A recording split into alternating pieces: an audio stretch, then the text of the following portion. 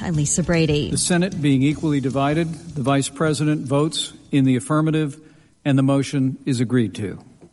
Vice President Mike Pence breaking the tie on a motion to proceed on a health care bill. Fox's Jared Halpern live on Capitol Hill. One of the deciding votes to begin debate on a health care overhaul came from Arizona Republican John McCain, who unexpectedly announced he'd return to the Senate a week after being diagnosed with brain cancer. Still, he offered a strong warning to Republican leaders. I will not vote for this bill as it is today. It's a shell of a bill right now. We all know that. The 51-50 vote sets up 20 hours of debate on amendments and competing repeal and replace proposals, possibly setting up a final vote later this week. Lisa. Well, Jared, moments ago, President Trump thanking Senator McCain for making a tough trip from Arizona, as he put it, also congratulating Senate Republicans in general. We passed it without one Democrat vote. And that's a shame, but that's the way it is, and it's very unfortunate. But I want to congratulate American people because we're going to give you great health care. The woman's voice in the background, a translator for the visiting Lebanese prime minister. The president's comments came at the start of a joint White House news conference where he also got questions about reports that he might fire Attorney General Jeff Sessions. I told you before I'm very disappointed with the Attorney General, but we will see what happens. Time will tell. Time will tell. But he says he wants Sessions to be much tougher on leaks from intelligence agencies. He's also been criticizing Sessions for recusing himself from the Russia probe. Record day on Wall Street. The Dow up 99 points at the bell. New records for the S&P and the NASDAQ. Fox News. Fair and balanced. I'm Nick Soboleski, a Select Quote agent with a true story that could save you hundreds of dollars a year. A woman named Linda just called. Her husband, Ray, has a $300,000 group life insurance policy, but is changing jobs and can't take it with him. Well, I shopped the many highly rated term life insurance companies we represent and found Ray, who is 41 and takes medication to control his cholesterol, a 10-year, $500,000 policy for under $27 a month. That's almost twice the coverage for less than half of what he had paid. If SelectQuote hasn't shopped for your life insurance, you're probably paying too much. For your free quote, call 800-348-2121. That's 800-348-2121. 800-348-2121. Or go to SelectQuote.com. Since 1985, we shop, you save. Get full details on the example policy at SelectQuote.com/commercials. Your price could vary depending on your health, issuing company, and other factors. Not available in all states. A new study finds more evidence that brain disease can be widespread in football players. The study looked at 202 brains, all donated by family members of now deceased football players. 87% had chronic traumatic encephalopathy, or CTE, a brain disease linked to hits to the head. Of those brains, 111 belonged to former NFL players, and all but one of them had CTE. Dr. Jesse Mez, a neurology professor at Boston University, helped perform the study, and he said what's interesting is several players never had concussions and still have evidence of this disease neuropathologically. He says it's about repeated hits, even to the body, that can jolt the head. Even more troubling is people with mild CTE still experienced cognitive, mood, and behavioral function change while still alive. Jessica Rosenthal, Fox News. Other researchers caution the study doesn't rule out other possible factors, including lifestyle and genetic history.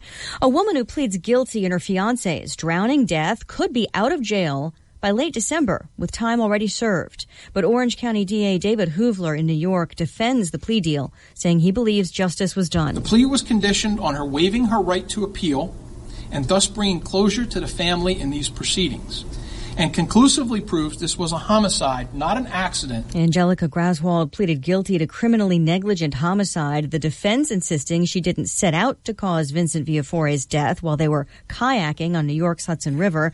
She had been charged with murder.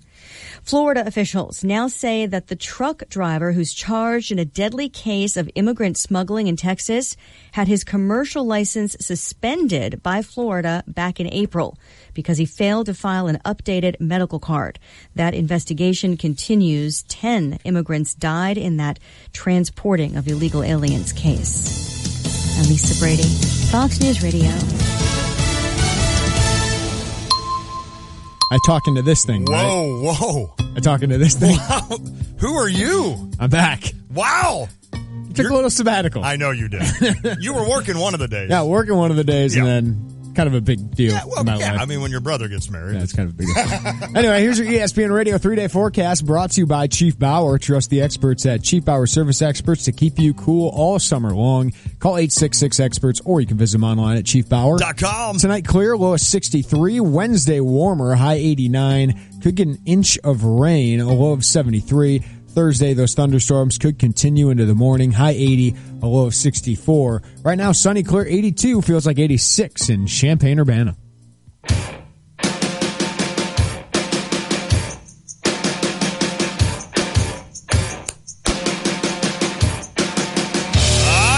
Jeremy's back. It's the Tay and J Show. ESPN Radio 93.5. Lon Tay, Jeremy Warner. Big Ten Media Days now done. I asked you a question yesterday about who you like to see. I didn't even think about other coaches talking today, right? Yeah. So I asked you that question when in reality only half of them spoke yesterday. And today was kind of the highlight day. That was the big day, right? They brought out Fleck. They brought out Harbaugh. Okay. James Franklin, Pat Fitzgerald. So they kind of backloaded this thing a little bit today. The big boys. And so we hear from them today. I got to do one thing, though, if I can find it. Are you ready? Yeah. Everything is awesome.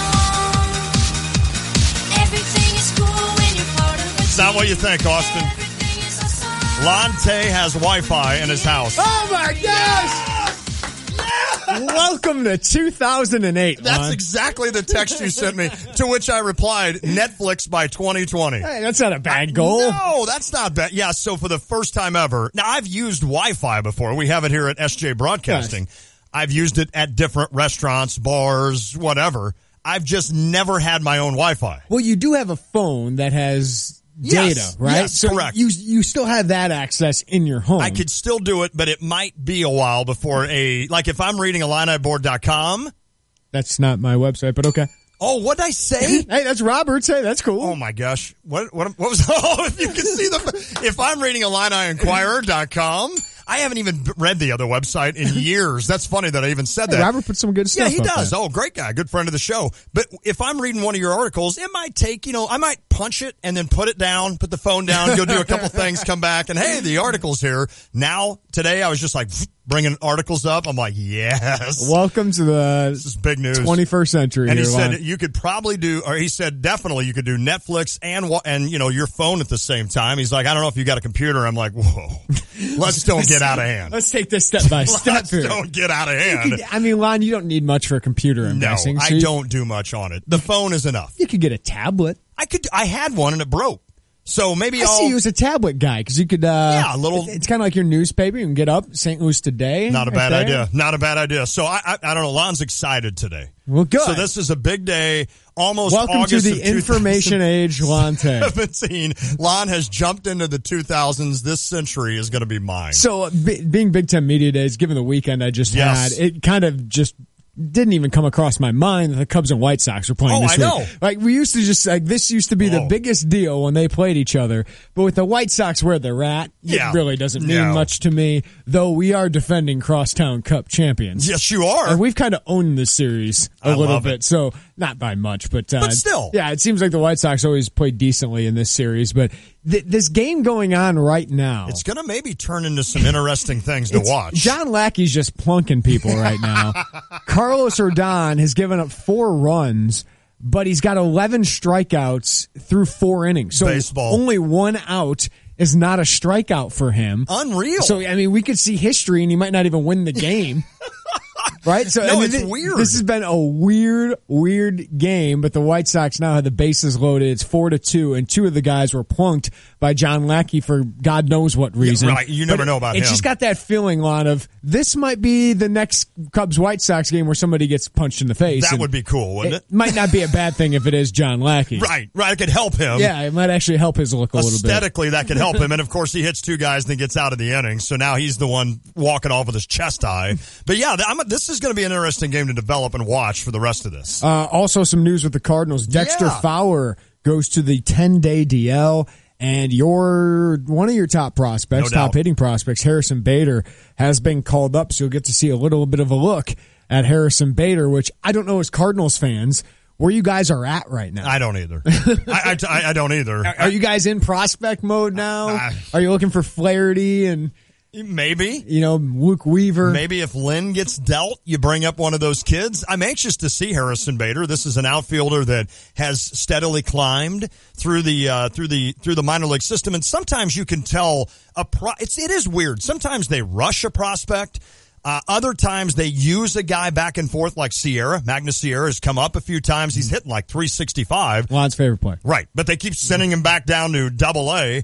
And then now, all these times you thought, why isn't Bader up? Why do you keep bringing this kid? Why do you keep doing this? Now all of a sudden Bader's up. So he's been on a slow train, if you will, to St. Louis, and now he's here. So we'll see what he does. I'm sure it's a situation where as soon as Dexter Fowler comes back, and I don't know if he's on a 10 or a 15-day DL, it's only for a wrist. So I would assume maybe that 10 DL. It'll be interesting to see with Bader. Of course, now you'd have to use an option to get him back down, but let's see what he's got. He's been tearing up this year, AAA. 297 average, 354 on base, 517 slugging. Wow. That's an 871 OPS, 19 home runs, 48 RBI, 18 doubles. So there's definitely some power in that bat. He does walk, but he strikes out a lot. 90 strikeouts in 350 innings. But this is a pretty good prospect that has kind of an all-around game. MLB.com, they have the 70 or 80 grade scale. They give him a 55 hit, 50 power, 55 run, 50 arm, 50 pretty field, solid. 55 overall. Just seems like he's pretty good at everything. And it's interesting, as you looked at this Cardinal team 2 years ago, even 3, you sat there and looked at the future and said, you're going to have Grichuk and you're going to have Piscotty in that outfield. And now all of a sudden you look at it and you kind of think, all right, are we going to have Sierra and Bader in that outfield and not Grichuk or Piscotty? I mean, Piscotty signed to a really nice deal in terms of controllable, so probably because of that, he'd be easy to trade, easier probably than even a Grichuk. But you wonder now, Grichuk all of a sudden has become hot, 4 home runs in 4 days. I know last night a lot of tweets were saying, get rid of him now while he's showing some flashes of power.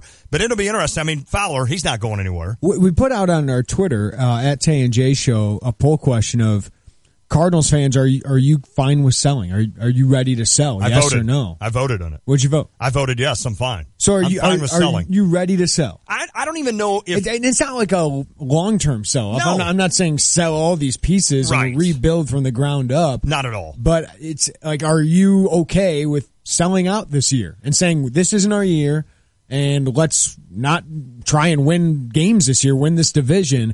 Let's go more towards the future. Yes, I am. I totally am. And it's funny when you even think about it. I'm not even sure that selling a couple of guys like a Lance Lynn, a Sungwon Oh, if someone would want him, Trevor Rosenthal, or Rosie or something like. I'm not sure that's even going to. Oh, now the White Sox just hit a Cubs, so this thing is going to get exciting. I'm not even sure that as a Cardinals fan, I would think that we're even that much worse off. Yeah, and I don't know how much you're going to get back either. Right. And is it better for you if you want to re-sign Lance Lynn? Is it better just to keep him through the year, or so he doesn't get a taste of anywhere else? That is correct. Or if he signs a contract over $50 million, which he will, we will get that compensatory pick. And I think right now, if he leaves somewhere, right. In other words, if the Cardinals don't re-sign him, so I think in this situation, I don't know. I honestly don't even know what to guess. JD Martinez didn't get much, and he was a rental top hitter. It seems like teams are much more willing to pay a price for pitching. Yes. But Yu Darvish is obviously the top rental. Right. But Lance Lynn would be a nice addition for a team, especially like the Washington Nationals. Yes. Strasburg's hurt again, and they could just use a guy they know is going to pitch the rest of the season. And even with Kershaw, you never know about the Dodgers as well. So there's a couple of teams out there. Well, here you go. You got the Brewers falling back like we all thought they would, though. They won a couple games there recently. Washington has Strasburg get hurt. The Dodgers have Kershaw get hurt. The Colorado Rockies have come back down to earth a little bit. The Diamondbacks have come back down to earth a little bit. Everything coming up Cubs. Right. Except they couldn't beat the White Sox yesterday. You're screwing up our tank job. We hadn't won You're both since hurting before each the other. All-Star break, and then you guys can't beat us yesterday.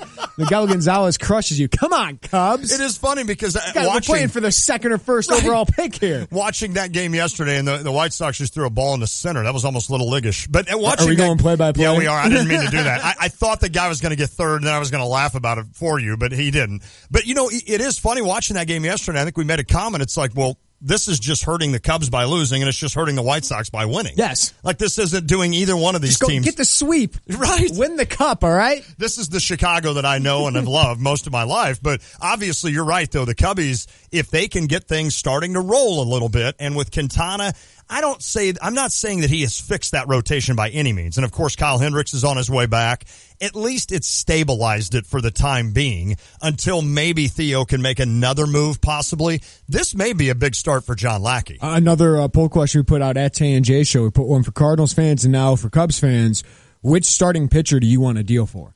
Because it feels like they're going to get another guy. I would agree. Darvish is the big rental out there. Sonny Gray, the young, controllable, cheap guy who seemingly could get a nice price for the Oakland A's. Yes. And I'm not sure the Cubs have the prospects to get him anymore. That's funny. And then Justin Verlander, the expensive, controllable guy who's got 2.5 years left, but very expensive. I mean, we're talking $25 million a year or none. Right. Where do you fall on that, Lon? I don't know, and it's one of those where I all along, now until they added Quintana, that changed my tune, but all along, if I were the Cubbies, I'm like, why not go out and add even a Johnny Cueto? And then if you go into the playoffs with a Lester, Quintana, Cueto, who's going to beat you? I mean, I know that the Nationals are good and the Dodgers are good, but you would almost have the advantage in every pitching match when you took them out. Cueto's not having a great year. He's not, and he's got to opt in on his deal, where he's making a lot of money for a long time. And it will be interesting to see with a lot. Now, they still have some prospects they can get rid of, obviously. Not a lot. But not a lot. Today, MLB Pipeline's new top 100 came out. The Cubs have one.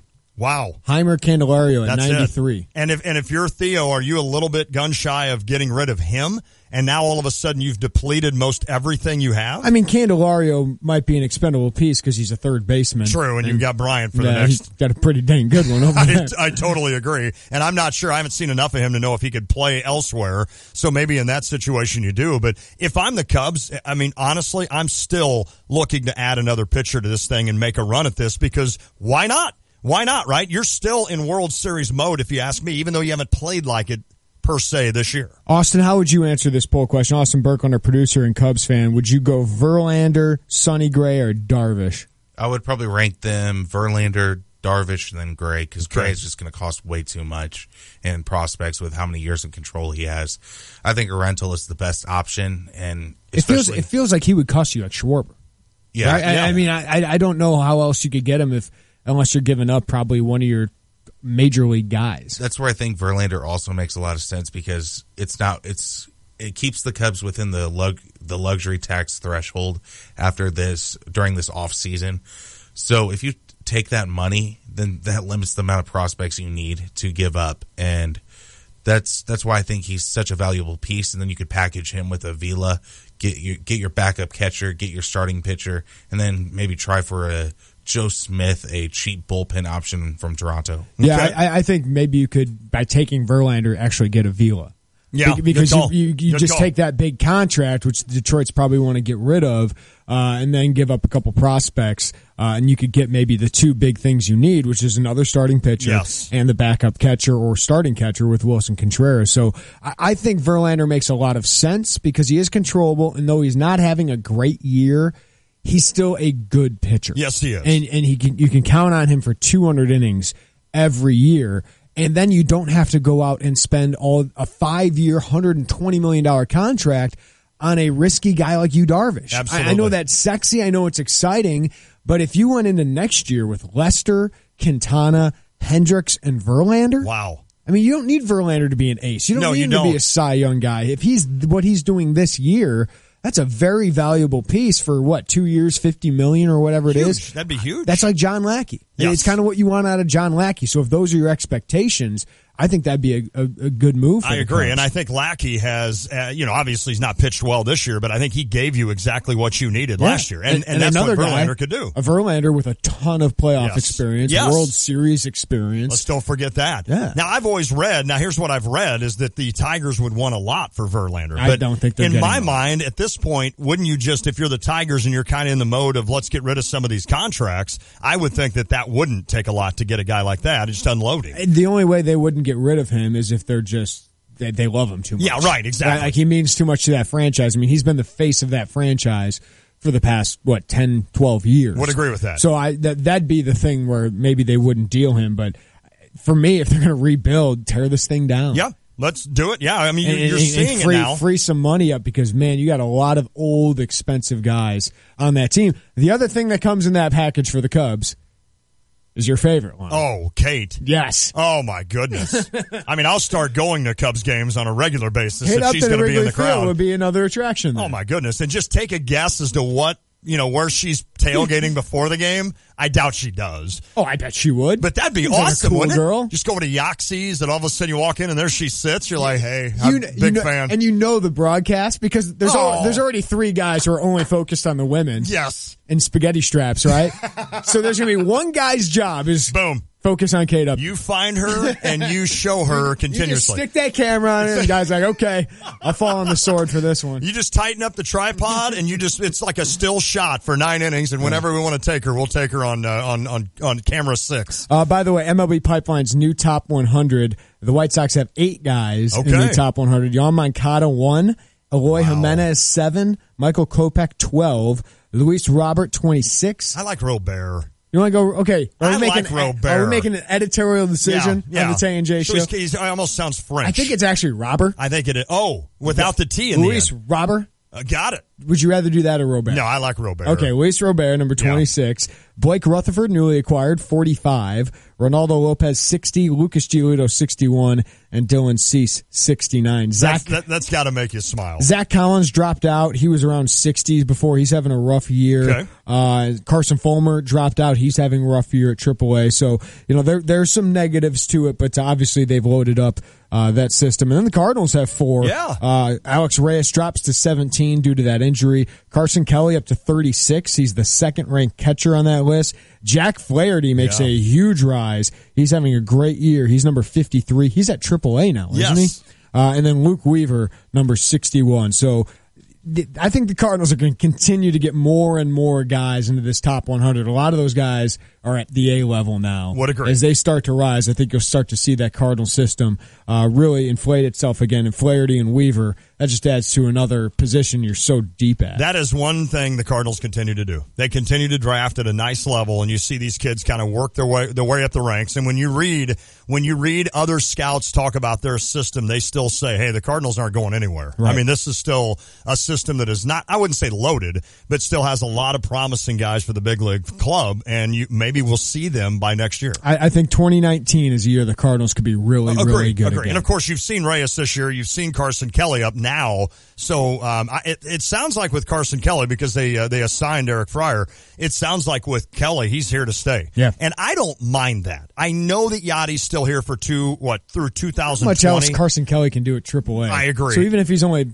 catching 2 nights a year, and let him two sit nights there a week. And I know what people think of Mike Matheny as a manager. I get that, but Mike Matheny was one hell of a catcher. And to sit there and have Yachty on one ear and Matheny on the other, and to learn about the game of catching, I think that's huge. And I've said it before. One thing the Cardinals have had since I was born is a good catcher. They've always had a good catcher. You were worried about it a couple of years ago, and now you got the number 2 ranked catcher in the minors. Here we go, man. For some reason, that organization continues to find catchers, and I think Carson Kelly's the next kid. Starting the show off with some baseball talk. We'll flip to Illini coming up next. Josh Whitman had a chance to catch up with him. He chatted about the facility upgrades and his thoughts on the football rebuild. Some interesting comments from him. Did he still have the beard? On Lovie Smith? No, he shaved that off. Shaved the beard, okay. I think that was a good call. Yeah. I didn't love the beard on him. He looked a lot different. He looked different, yeah. When I saw the picture, I was watching Channel 3 maybe the night that they had the Kendall Gill stuff, and I saw that, and then I saw the News Gazette. I'm like, is that him? It looked a lot different. So, but I didn't know. I figured he'd maybe. He rocks the clean shaven. Yes, he does. Yeah. We also, it's Lon's favorite game.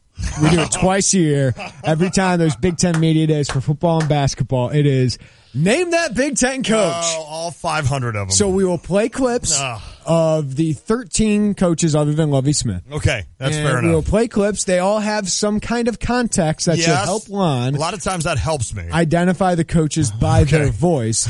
There's a little bit of context to some. Some I just give away. Yes, you do. Just to make it easy on me. Can I actually get a list of just the coaches in front of me? No. So I have to actually remember names. There is one of them. Like Kevin Wilson. I remember his name. There is one of them who names his school. and I still won't know who it is. I want to see if you can actually get who it is. So don't look him up. I'm not. I promise I won't. The show. I think the show works better when I sound like an idiot, and definitely name the Big Ten coach. Sorry, I've been doing this for too long. But yes, we were playing Name That Big Ten Coach, and also allows us the time to hear from these coaches and talk about their teams.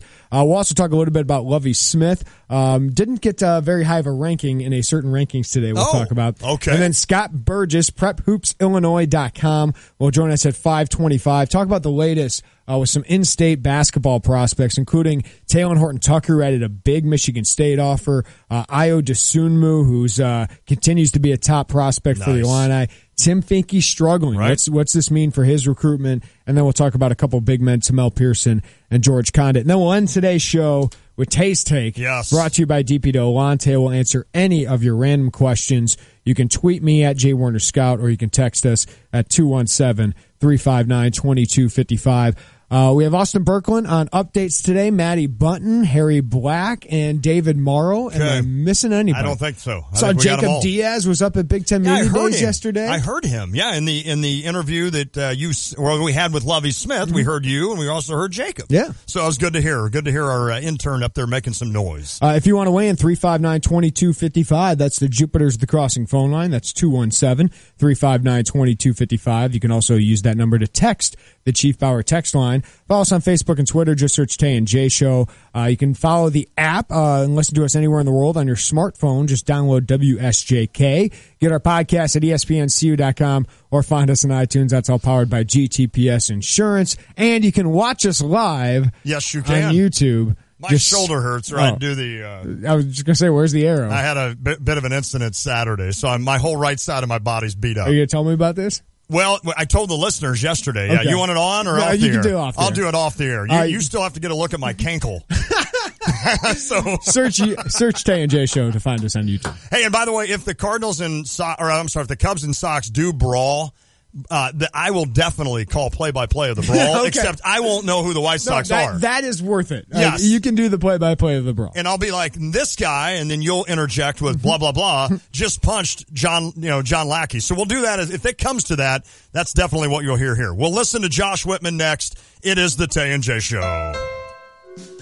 At Honda, we always look for ways to innovate. That's why we combined summer and celebration to create the Honda Summerbration sales event. You can combine 0.9% APR with the stylish Accord. A car and driver's 10 best a record 31 times. So hurry into your local Honda dealer for the Honda Summerbration sales event. It's amaze-tacular. Car and driver January 2017. APR financing offers available for well-qualified buyers. See dealer for financing details. Honda's introducing a new word, Summerbration. Use it as a noun, like, I picked up a 2017 Civic with 0.9% APR at the Honda Summerbration sales event. Or a verb, I'm summerbrating with KBB.com's Best Buy overall winner. Start your Summerbration today at your Honda dealer. Visit your local Central Illinois Honda dealers today. For more information, visit Kelly Blue Book's KBB.com. APR financing offers available for well-qualified buyers. Offer excludes all hatchback models and Civic SI. See dealer for financing details. Hey, what are we doing for your birthday party this summer? Well, I was hoping to have a cookout like last summer. What? Don't you remember all those mosquito bites we got last year? Good news, girls. Not only is Prairie View taking care of everyone's dandelions, now I'm going to take care of all the mosquitoes, too. Yay! Enjoy a bug-free summer. For all your mosquito control needs, call Lindy at Prairie View Landscaping and Turf Management at 355-9422. That's 355-9422 for mosquito control from Prairie View Landscaping. Going on 5 years, Rock's Place in St. Joseph has become the neighborhood sports bar and grill for a lot of folks in the area. Rock's Place is known for their delicious burgers, and they also have great daily food and drink specials. Plus, Rock's has plenty of TVs, so you can keep tabs on the Cubs and Cardinals all summer long. And while you're there, press your luck on one of Melody Music's video gaming machines. For delicious food, cold drinks, and good company, make it Rock's Place, 101 North Main Street in St. Joseph. Find them on Facebook, ROCHS in St. Joseph.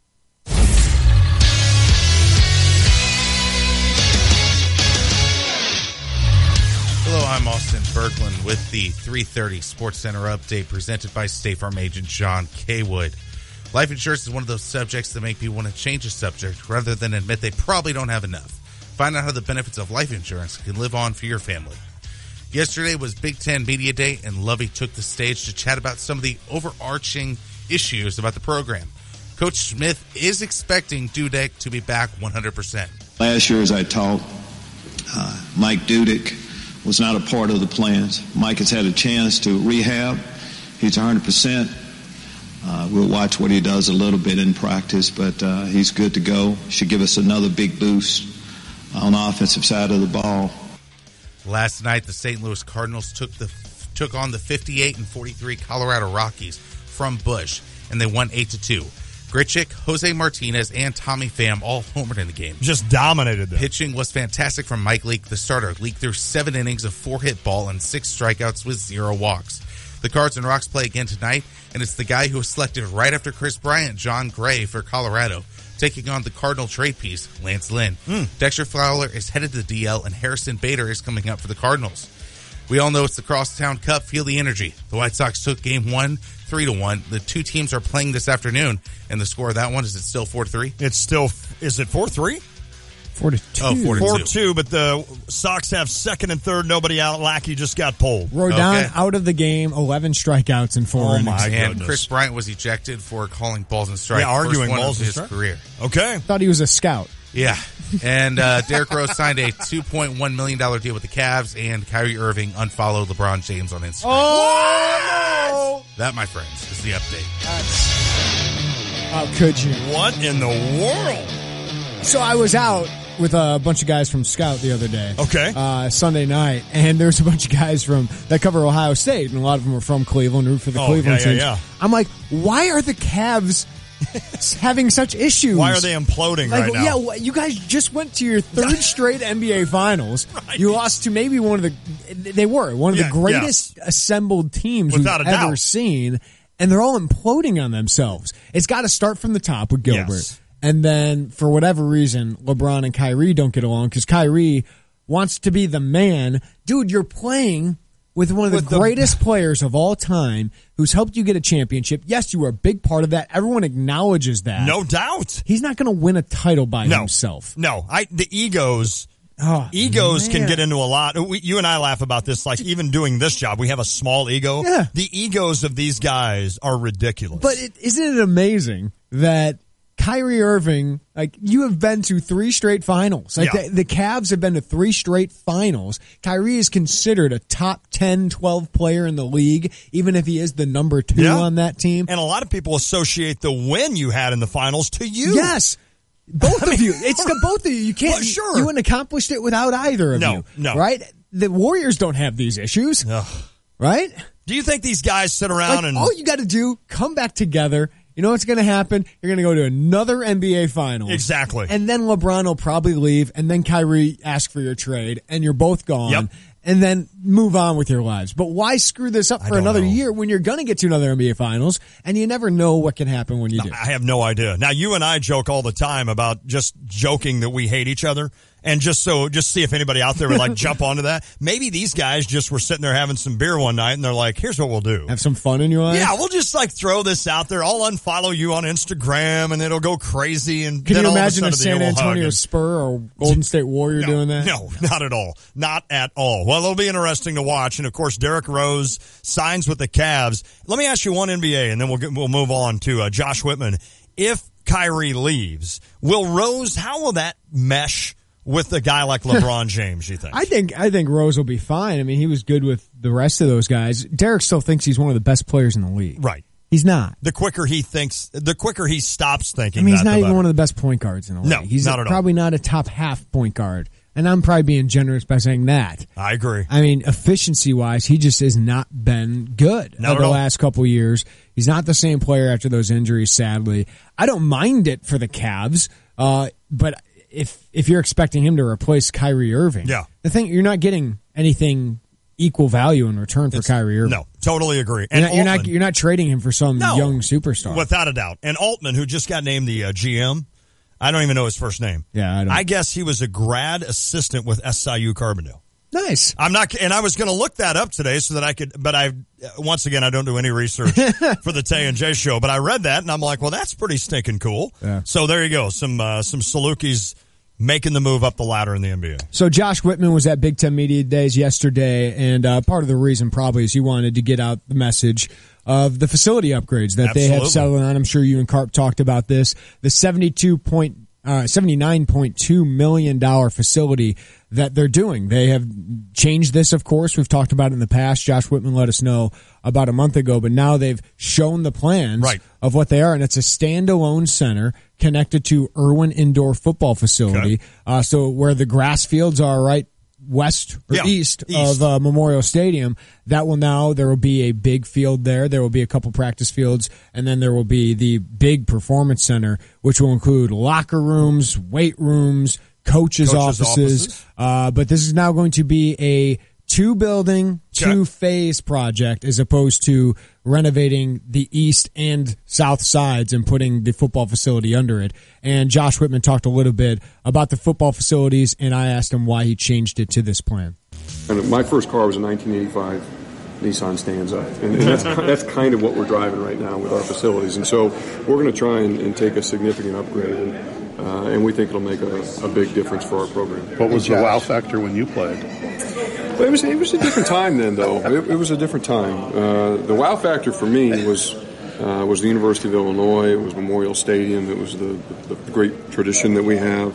The world hadn't evolved to the point that it's in now, where the facilities were at such a premium. We were on par with everybody when I played, but people have picked up the pace here in the last 20 years, and we've done as much as we can in our current building. It's a 1985 building. It was built for a 1985 football program, and we've retrofitted that thing as many times as we can, and it just doesn't work anymore. So we're going to start over, and it'll be great for the program. Josh, what was putting off the east and the south side? What was that best to kind of put that off and keep for the future? Why did we go to the two buildings? Yes. And then, I think as we looked at it, we traveled around and looked at a lot of facilities. And there were some that were built into stadiums, and there were some that were standalone. And what we realized is that as we looked at our plans and looked at what some of the other schools had done, that the standalone just gave you so much more flexibility to do exactly what you wanted. In a stadium context, you're constrained by the footprint of the building. You're really kind of shoehorning spaces under grandstands, and it limits your vertical space. In our case, it was going to limit our horizontal space with Kirby Avenue right there to the south. And so this allowed us to do exactly what we wanted. And then the other thing we looked at was just pure efficiency. You put the building right at the nexus of our indoor facility, our outdoor grass practice fields, and our stadium. On the south end, really you had direct access to the stadium, but getting up to the grass and then certainly getting around to the indoor was going to be difficult. And our strength coaches are excited that the new weight room will have direct access right onto the practice field and the indoor. And just the overall efficiency of the space right now. Guys get dressed in our locker room, and it's kind of over the river and through the woods to get down to our weight room. And then you've got the training room. And so it's not very well conceived in terms of the path that our athletes use every day. And so this will address a lot of those things. And then the other thing is certainly there are some cost concerns that you need to look at. And were we going to be able to do, once we decided to split into two buildings, were we going to be able to get the football facility that we need and do right by what I consider to be one of the great stadiums in college football, Memorial Stadium, and put a South Horseshoe and an East Stands together that our fans deserve and that stadium deserves, and still do it within the original budget numbers that we had talked about, and we weren't, and so we needed to invest our money in what's going to help the program get better the fastest, which is the space dedicated to the players and the staff. And then once we're able to do that, we put a better product on the field, get our fans excited, and then we can come back and reevaluate the South and the East. That's Josh Whitman, Illinois Athletic Director, talking about why they've changed this facility, and it makes a lot of sense. It makes total sense when you look at it, right? Because on the west side, you now have Grange Grove, and then on beyond First Street is you've got your tailgate area that everybody loves. I don't think they would ever touch something like that. Plus, it's not exactly close to the stadium, right, if that's what they're wanting. The east side makes all the sense in the world. Now, I was a little surprised. The Carp the other day was a little disappointed as to where they're putting it in terms of the aesthetic in hiding Memorial Stadium a little bit, but I don't think you can worry about that. I mean, from that side, where are you seeing it? That's exactly right. Don't you still have those huge black tarps over the practice field area? And I think they made sure that this was only a 2-floor building. Right. So that you still see the Memorial. columns. And that's what I appreciate Josh Whitman is everything he's said since he's come aboard. Well, everything he's said has been about right, but everything he's said since he came aboard, and then he just reiterated that with regards to when he was recruited here, is that he loves Memorial Stadium. And as an Illini fan, there are a lot of things that I won't argue with people around the country in terms of our athletics being par with their athletics. And if you're talking national titles or you're talking this or that, but I will put Memorial Stadium up against almost any stadium out there. I know there are beautiful stadiums around the country, even newer stadiums that make a lot of sense. They're flashy. They look good. But man, if you can't get chills driving down First Street looking at those columns on Memorial Stadium, and especially now with Grange Grove and Mike Thomas's greatest accomplishment. No doubt. There's Grange no doubt. Grove. And with Red Grange right there and seeing from that side and the new of course press box and everything, if that doesn't scream that that's a top 5 Power 5 program, I don't know what does. Well, that's a beautiful stadium. And you had the texter yesterday saying, well, why are they just trying to get up to par? Right. It's because what they can afford. That's correct. I mean, this is what you can afford right now. You said it best. An $80 million facility is not laugh at money. No. But you can't afford the Texas $130 million. Because you're not getting fans into the stadium. No. So what you're doing is you're prioritizing the players. You're prioritizing the coaching staff and getting what they need to get good recruits to enhance their performance through this facility. And then you're going to win more games feasibly, right? Like that's the plan. Absolutely. And then you get more fans in there. You're selling out games, and then you can take care of them. Yes. And they've made a lot of improvements to Memorial Stadium for the fans. Sure they have. It's more important. Like, fans are more likely to come see a winner no matter what your stadium looks like. Amen. Right? You could have a crappy stadium, and people are going to come watch that thing. And if I you're like a winning team. I like that he's looking long term as well for that South Side, because and I think that's better because it's going to be all about the fans. That's correct. You're going to have the columns on that side. You're probably going to have a Hall of Fame. You're probably going to have some premium seating stuff there. That'll be actually more for the fans. Yes. But it might be a little bit down the road. Yep. So it's probably going to need a couple years of winning to be like, okay, now we can go have this project. And it's always funny when you sit, like I have for the last decade, in the horseshoe and you look the other way. You see everything else that looks good. Granted, the east side is boring. But you see the west side and what they did with that. Then you look down at what they did with the students, and it's really, really something that pops your eye as you get in there. And then last year I went to the Illinois Media Day, and I came out of the weight room looking south. And I looked at where I sit all the time, and I'm like, ooh, that needs some upgrades. So I'm excited that Josh will eventually do that. But you know what he's doing, Jeremy? He's working under a budget. Right? He's working with what he can afford. When you go to an Illinois game and see 30,000, maybe 40,000 fans in the stands, and you know on that same day, at that same time, there's 108,000 in Columbus, guess what? They're making a lot more money on game days than you are. And what Whitman has done is invested in the football program. That's correct. And he spent so much money on Lovey. He spent so much on the staff. He has to invest the other things they need to do a good job and to compete with the other Big Ten teams. And then gradually you can grow it just like Iowa, just like Wisconsin, just like Michigan State. So I asked Whitman yesterday about the rebuild and where he thinks this thing is, and if people he thinks are all bought in on this, including his bosses, trustees, and the fans. We have to keep reminding ourselves we're 15 months into this, and this is a process. It's not something that's going to happen overnight. As I said a minute ago, usually when your coach goes into his first season, he's got his first recruiting class on the field, and because of the timing of the hire, coach had one guy that he had a hand in bringing to campus on the team last year, and so really this fall will be the first time his recruits have taken the field, some of them. Now just having the stability of an off season, having the opportunity to go through another spring football where people aren't literally reading names off of helmets and trying to figure out the plays, it makes such a difference. And so I'm as bullish about the future of Illinois football as I ever have been, and I hope our fans continue to share in that enthusiasm as well. Is it hard for you to be patient? I mean, you just said it's going to take time, but is it hard for you personally? No, I mean, patience is they say patience is a virtue, right? And we understand, sure, do I want to go out and win 12 games this year? Of course I do. But I also am just so committed to the process in supporting Coach Smith and our student athletes as they go out every day. Because I know what we're doing, and I see the work that they're putting in, and it's not unlike back when I was a player, and we went through the ongoing effort of just continuing to, I say, swing the sledgehammer every day, Sure. and having confidence that you're doing the right things. I think that the worst thing we can do right now is panic and all of a sudden say, "Oh, we won 3 games in the first year." Yeah, that's the way this works, and. When we get there, as we build this thing, it will be that much sweeter because of where we've come from. And that's the mindset that we have, and I hope it's one that continues to be shared by our fans.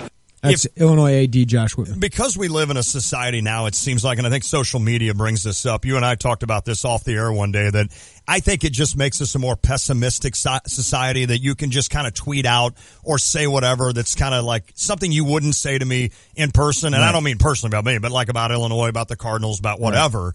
Because we live in that kind of a society, I want people to know that if I need to, I will say something bad about Josh Whitman, right? I'm not all I mean, I understand that the future, there's a lot of question marks still. Well, we talked about it. I mean, he rushed out and said, we're going to build this $133 million. Absolutely. And then he changed it. He changed it. And it's like, wait, what's going on here? I mean, that probably was a little bit of a misstep, but he was just trying to get some excitement in the middle of a football season that wasn't going all that well, and he wanted to get some people rallied around. Well, that said, I love the direction that Josh Whitman has this program going. Absolutely. And it's one of those situations where, like he said, hey, I'd love to win 12 games. Well, so would I. So would every other fan. I'd love to do that sometime in my life, not just next year. But what did Lovie Smith take over? That is correct. And that's why this thought crossed my mind as I've been an Illini fan. I'm 46. I've been an Illini fan for probably 4 years, let's say, where I'm really invested in them. It's going to take time, and I think that if this thing can't get fixed under Josh Whitman, then I'll be worried the rest of my life that it will ever get fixed. I don't know if Lovie will work out. Yeah. I have no idea. But if they go 3-9 this year, to me, that is not a, oh my gosh, is this going to work? Get rid of him. Because for me, this is year one. Yes. But I know when they do go 3-9 or even 4-8, you're going to hear about it. Or they could do worse than that. Yeah. Fans are going to be, oh, is this going to work? You're going to see that written. And I just think it's way too early. You got to take into context everything that's happening. Because I ran into people today, or the last couple of days, that don't know a lot about Illinois. They're like, are they going to make a bowl game this year? And I'm like, whoa, wait, what? Whoa. But you know what? But that's what Lovie's done. He's giving you cachet. But it's almost like is he going to be in trouble? It's like, no, he's got a 6-year deal. Saying. Yeah. Josh Whitman knows how difficult this is. Yep. He's got 8 seniors, 13 juniors, and a bunch of freshmen, right? And a sophomore class that wasn't a very good recruiting class, right? So that, Bill Cubitt and those guys worked their butts off for it, and good for them, but like they didn't have any cachet out there. Not at all. Because everyone knew they were going to get fired. So, yeah, he took over a terrible situation, didn't have his own recruiting class in his first year. He's got one recruiting class. I am going to sound like a broken record this entire season, but I feel like you need to hear that. People need to hear that, and Josh Whitman basically reiterated that yesterday. One kid they have back this year is Mikey Dudek. And when we come back, Lovie had a chance to talk. It's Lovie, not Whitman, right? Had a chance to talk about Mikey Dudek and what he will mean for this program. I told Carp yesterday, I've told you this before, I'll sound like a broken record on this. If there's one kid that deserves to have a good year, and I mean not good, I just mean healthy. If there's one kid that deserves to go out there every Saturday, play all 12 games, and see what he can do, it's Mikey Dudek. For all he's been through, that it would be great to just have him, and I can't imagine the lift he's going to get for these other players just having him on the field. When we come back, we'll hear what Lovie thinks about Mikey Dudek this season. We'll do it next. It's the Tay and J Show.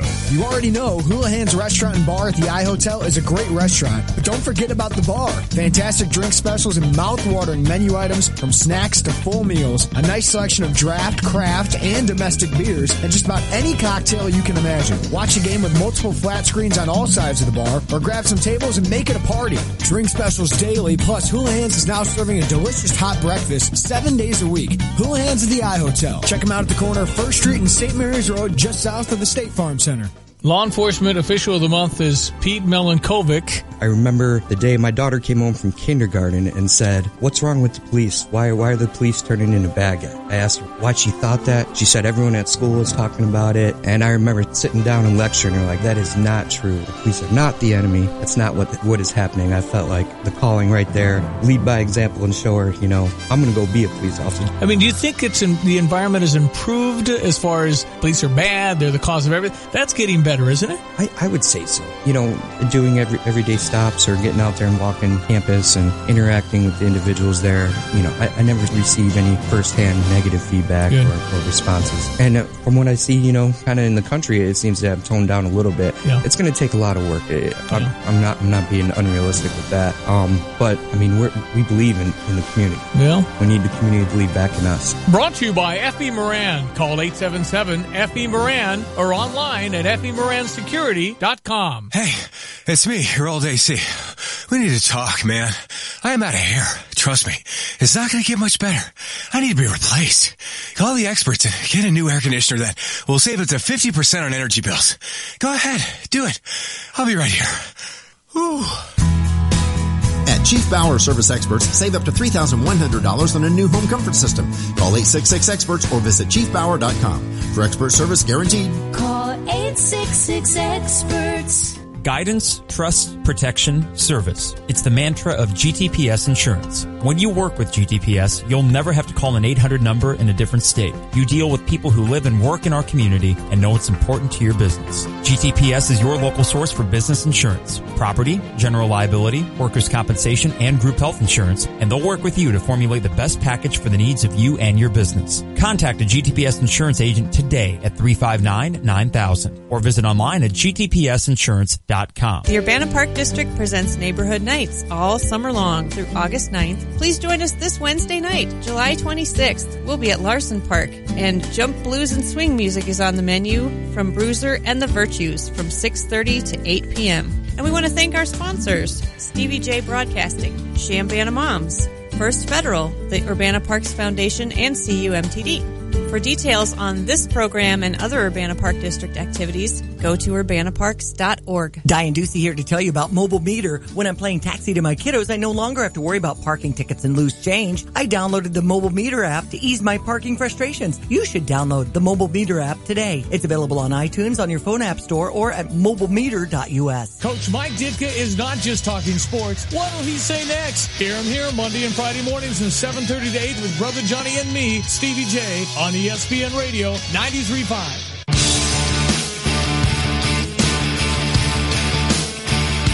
Hey, don't forget the Champaign County Fair going on. Last night they had the talent show karaoke contest. Tonight, harness racing.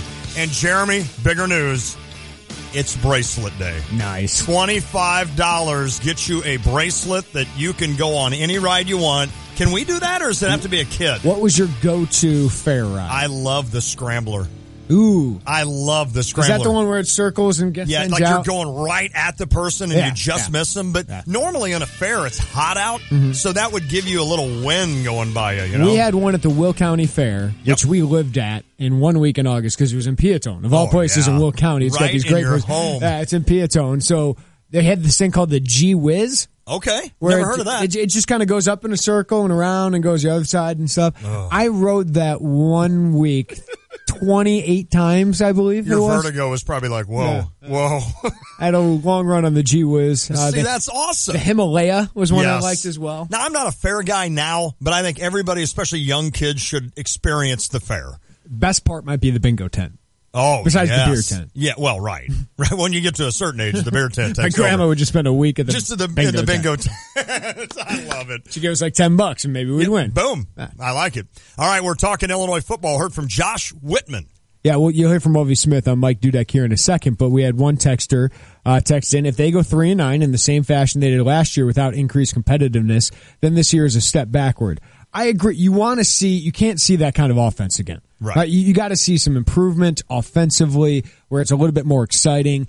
But when you're talking about step backwards, look at the roster. Yeah. Well, it is a step backward. It is, totally. I mean, you lost a bunch of guys who are veterans that played a lot of football. Some that are playing in the NFL now. You lost your best players on defense, whether it was Hardy Nickerson, DeJuan Smoot, Carroll Phillips, Chunky Clements. Those 4 guys. Yeah, I mean, those 4 guys were 4 of your best players. Yeah. You lost them, and now you have senior class with 8 guys. 4 of them probably are good Big Ten players.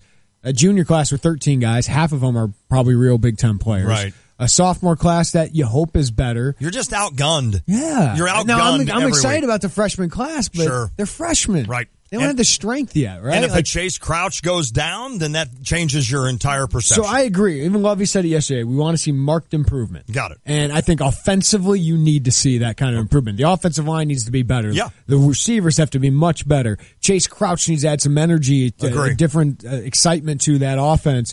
But defensively, you're going to take a step backwards because you're younger and you're not as talented. No. Well, you got some young talent, but you just don't have the veteran talent. I think it was 2 years ago when they gave up six guys carried for more than 200 yards against them. Yeah. You may see that again. Yeah. And that's the scary part about, when you're in the Big Ten, when you're in anywhere, but guys can they just run over you. Now, could this team go 5-7 or something like that? It's possible. That'd be great. It's possible, but there a lot of things got to go right. It would be great. I think if I had an ultimate goal besides a bowl game, it would be give me a reason to watch that Northwestern game at the end of the year. If you're sitting on 5 wins. He said competitiveness. Yeah. I think against most teams, you need to be competitive. Correct. Right? Wisconsin, and Ohio State, that's going to be tough. That's going to be tough. But against the other teams in the Big Ten West, you should be competitive, and I think you should be a little bit more exciting. Yes. And hopefully we'll come out of it with more confidence going into next year. Yeah. All right. One guy who is definitely going to add some excitement once he hits the field, and hopefully he does hit the field and stays there, is Mike Dudek. Here's a little bit of Lovie Smith. I asked him a question about Mike because he said he's 100% right now. Okay. Well, does that mean he's going to hit the field right away? Well, here's a little bit from Lovie. How gradually do you work Mikey in, whether it's practice or maybe even into the season? Do you gradually work him in? Yes, I mean, we're not playing. I mean, Ball State is, a few weeks away, so we have a little bit of time. Just about all of our training camp practices, number one, will be on grass. I really believe in practicing on grass as much as you can. So Mike will be on, he'll have a snap count, a play count a little bit, whether it's every other day, whatever. We'll work him in gradually, but the big thing is that he's 100% right now and shouldn't be any setback. There's Lovie Smith talking about Mike Dudek. I think that snap count, it sounds like, from talking to Garrick last week too, could go into the season. Okay. So he might not be full-time player in September when you're playing some of these non-conference games. They want to win some Big Ten games. There's going to be one kid that's going to hate that. Yeah. Mikey Dudek. He's going to sit there going, no. But if the trainers are telling him this, if the doctors are telling him this, it's probably the smart thing to do. And maybe he's even convinced after what he's had to go through for 2 years that, you know what, maybe I should take it slow and get back to full health going forward. We'll talk a little bit about Lovie Smith's job as salesman. How's he doing at that? But a lot of other coaches were selling their programs. And coming up next, you'll hear from all 13 other coaches with an addition of Name That Big Ten Coach. I don't feel well. You ready, Lon? You think Austin could take over the you next ready? segment? One of my favorite segments of the year. It's the Tay and J Show. Kevin Wilson! This is Starla Carr with Provident Financial Group. Are you getting the attention you deserve from your broker? When you partner with Provident, you get an advisor who stays focused on you and your family. We work for you. Contact us today to schedule a consultation. Find us online at ProvidentFinancialGroupLLC.com. Securities and advisory services offered through Commonwealth Financial Network. Provident, partnerships built on trust. Member FINRA SIPC, a registered investment advisor. Game Day Spirit, the official fan store of the Fighting Illini at 1422 South Neal Street, is officially closed. In the meantime, continue to get all your Fighting Illini needs online at GameDaySpirit.com or at the fan store on the corner of 6th and Green in the heart of Campus Town. There you can find their large selection of BOGO tees. New to the BOGO deal is the flexibility to mix and match youth sizes with adult sizes. Want to be the first to hear about Game Day's deals and promotions? Follow them on Facebook, Twitter, or Instagram by searching at Game Day Spirit. And you stay up to date on officially licensed Fighting Illini gear from the official fan store of the Fighting Illini. It's Lon Tay from ESPN 93.5, and whenever I need work done on my car, I go to Long's Garage. No, not Lon's Garage, Long's Garage in Urbana on Main Street, just east of Schnucks. From engines and brakes to new tires, you can get a variety of auto maintenance assistance from the experts at Long's Garage Complete Auto Service. And this summer, beat the heat and come into Long's Garage for an AC check. Since 1941, Long's Garage has offered expert repair services. Visit them today at 503 East Main Street in Urbana, just east of Schnucks. Proverbs 19:17 says, "Whoever is kind to the poor lends to the Lord, and he will reward them for what they have done." Give to a local charity today. Preserve your treasure in heaven and not on earth. God will bless you with eternal rewards you cannot measure. This message brought to you by the Blossom Basket Florist. The Blossom Basket Florist. The florist you pick. You're listening to WSJK ESPN 93.5 Tuscola, Champaign-Urbana, your home for the St. Louis Cardinals. I'm Lisa Brady, and this is a Fox News Alert. I think you're going to have a great health care. This is the beginning of the end for the disaster known as Obamacare. President Trump, after Senate Republicans finally cleared a hurdle on health care, allowing debate on a bill that'll be a work in progress. On this vote, the yeas are 50 and the nays are 50. Vice President Mike Pence had to break the tie, and it wouldn't have gotten that far without Senator John McCain returning just days after a brain cancer diagnosis to vote in favor of moving forward. After the vote, McCain urging fellow senators to start trusting each other and working together again. Stop listening to the bombastic loudmouths on the radio and television and the internet. To hell with them. Though he also cautions he couldn't vote to approve the bill as it stands now. Democrats like Senator Elizabeth Warren vowing to fight to save Obamacare. We're taking this health care debate out to the people. So come and join us on the steps, in the streets, everywhere in America. Let's go. The president's comments on health care came at a joint White House news conference with the Lebanese prime minister, where he reiterated his disappointment with Attorney General Jeff Sessions. I want the Attorney General to be much tougher on the leaks from intelligence agencies, which are leaking like rarely have they ever leaked before at a very important level. Though he sidesteps questions on whether Sessions should resign or be fired, saying only time will tell. He's been highly critical of Sessions recusing himself from the Russia investigation. Wall Street rallies, the Dow up 100 points, fueled by positive earnings reports. The S&P and the NASDAQ both hitting new record highs. On the Fox Report, fair and balanced. I'm Nick Soboleski, a SelectQuote agent with a true story that could save you hundreds of dollars a year. A woman named Linda just called. Her husband, Ray, has a $300,000 group life insurance policy, but is changing jobs and can't take it with him. Well, I shopped the many highly rated term life insurance companies we represent and found Ray, who is 41 and takes medication to control his cholesterol, a 10-year, $500,000 policy for under $27 a month. That's almost twice the coverage for less than half of what he had paid. If SelectQuote hasn't shopped for your life insurance, you're probably paying too much. For your free quote, call 800-348-2121. That's 800-348-2121. 800-348-2121. Or go to SelectQuote.com. Since 1985, we shop, you save. Get full details on the example policy at SelectQuote.com/commercials. Your price could vary depending on your health, issuing company, and other factors. Not available in all states. President Trump's son-in-law and senior advisor behind closed doors on Capitol Hill for a second day in the Russia probe, meeting with the House Intelligence Committee this time. They had what amounted to a 3-hour session this morning with Jared Kushner along with his attorney. Today's session is somewhat different than what we had yesterday on the Senate side because it included staffers, Republicans and Democrats, as well as lawmakers asking direct questions to Kushner. Fox's Catherine Herridge, but another committee is trying to force the president's former campaign chief to appear in public. The leadership of the Senate Judiciary Committee has issued a subpoena for the former Trump campaign chairman Paul Manafort, and this is less than 24 hours before tomorrow's highly anticipated public hearing. The Judiciary Committee not satisfied with Manafort's private meeting today with Senate Intelligence Committee staffers. The House, meantime, takes up a modified bill for more sanctions on Russia, Iran, and North Korea. It, among other things, would allow Congress to review any effort by the president to lift Russia sanctions. For the first time since President Trump took office, a U.S. Navy warship fires warning shots at a patrol boat from Iran's Revolutionary Guard.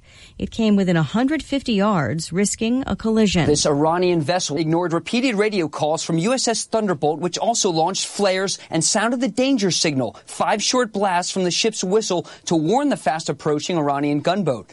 The incident happened while a formation of U.S. Navy and Coast Guard ships trained in the northern Persian Gulf today. Fox's Lucas Tomlinson at the Pentagon. Some breaking news about a New Jersey pharmaceutical company agreeing to pay $280 million to settle a federal lawsuit alleging that Celgene Corp committed fraud by promoting 2 cancer drugs for unapproved purposes. In New York, I'm Lisa Brady on Fox News Radio. Here's your ESPN Radio 3-day forecast brought to you by Chief Bauer. Trust the experts at Chief Bauer Service Experts to keep you cool all summer long. Call 866-EXPERTS or you can visit them online at chiefbauer.com. Tonight, clear, low of 63. Wednesday, mostly sunny. Could get some thunderstorms late in the day. High 89, low of 73. Thursday, thunderstorms, high 80, a low of 64. Should be sunny and low 80s throughout the weekend. Right now, sunny, clear, 84. Feels like 87 in Champaign-Urbana.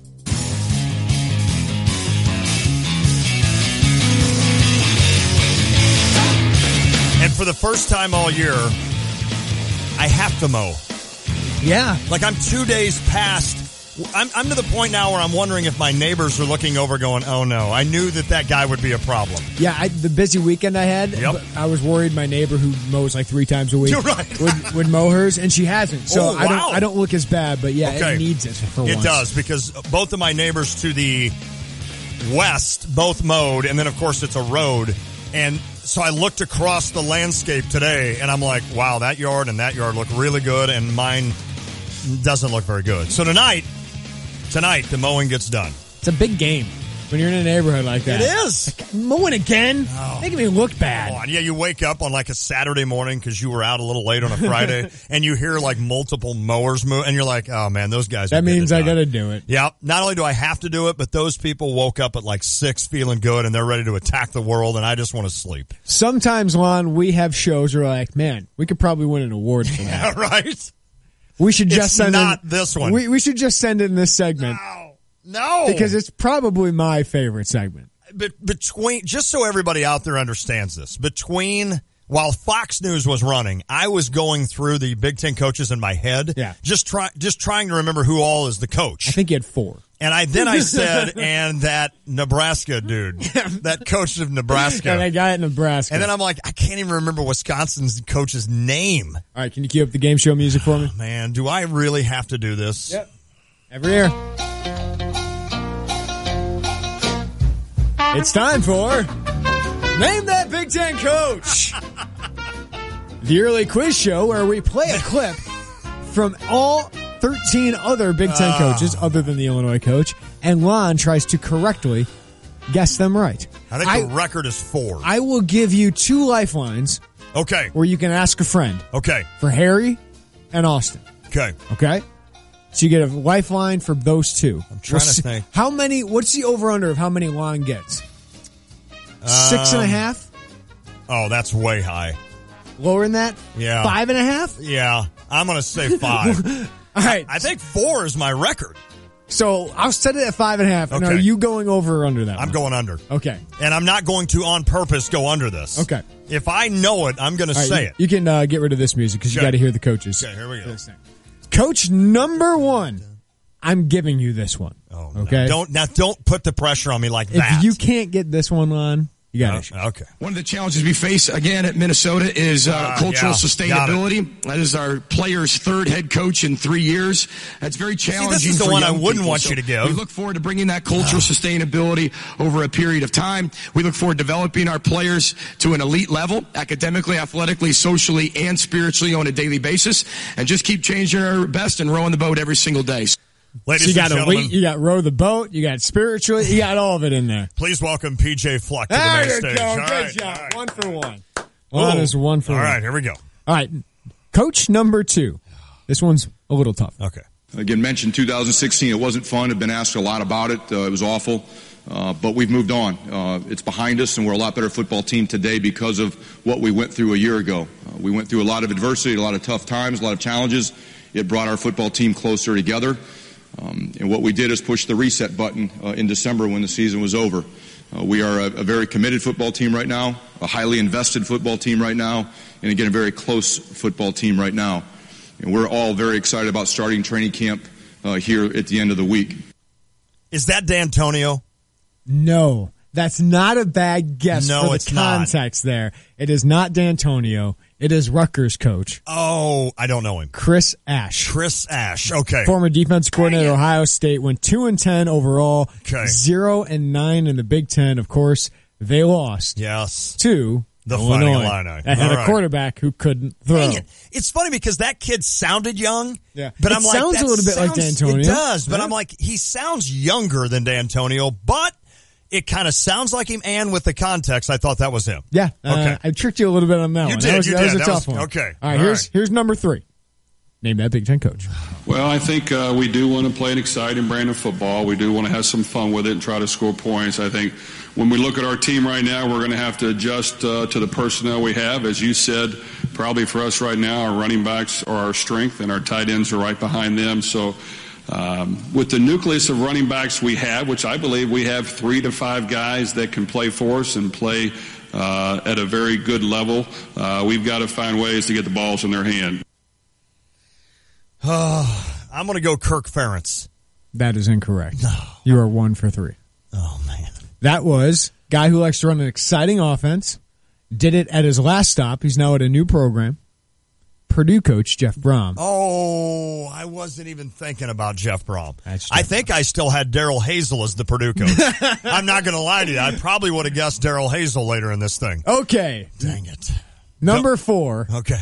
You need to get this one. Come okay? on. No, come on. There's pressure on to get this one. Oh. You know, we applied some things to football. That we had 3 really good practices over there. It was very interesting to watch our team do 6 hours of sightseeing one day where we're walking through old Rome, and then we're in the afternoon we're at the Coliseum and at the Forum, and you learn so many things along the way. Coliseum's been around for 600 years. It was an active stadium for 600 years. Around here, 30 or 40 years for a stadium, and they tear it down. Amazing, really. I love that guy. And This guy. the Forum, just to see how much Washington, D.C., our own Washington, D.C., was designed around Rome, and even our political system, much patterned after Rome. But then to flip the switch and be back into football, and go out and practice and understand that it doesn't matter where we are, in Ann Arbor, we're in Rome, we're in some other place. That now it's time to do what we do in football. Okay, next year, can we just run his press conference instead of Levy? That's horrible, of course. Yes, Is the 2 for 4. The Coliseum, is he talking about out west? No, or was he talking about Rome? They went to Rome for spring ball for 3 practices during spring break, and they also they practiced over there and did a lot of sightseeing. Jim Harbaugh. Jim Harbaugh, national treasure. Love that guy. I used to hate him, and now I just can't wait to hear him. Number 5 you should get as well. Okay, some of these are pretty easy. Okay. I'm just telling you. Okay. An area that I haven't talked about, but, as I look at it, the momentum that Chris and the basketball team was then able to carry, just I think for the athletic department and for the university, we've never had that before.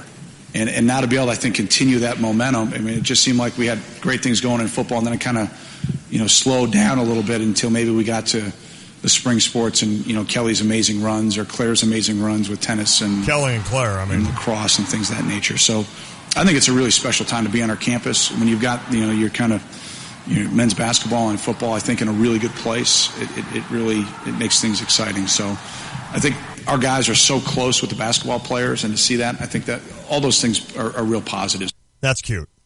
That's Fitzgerald. That is Pat Fitzgerald. I would have gotten him even without the Chris Collins reference of basketball.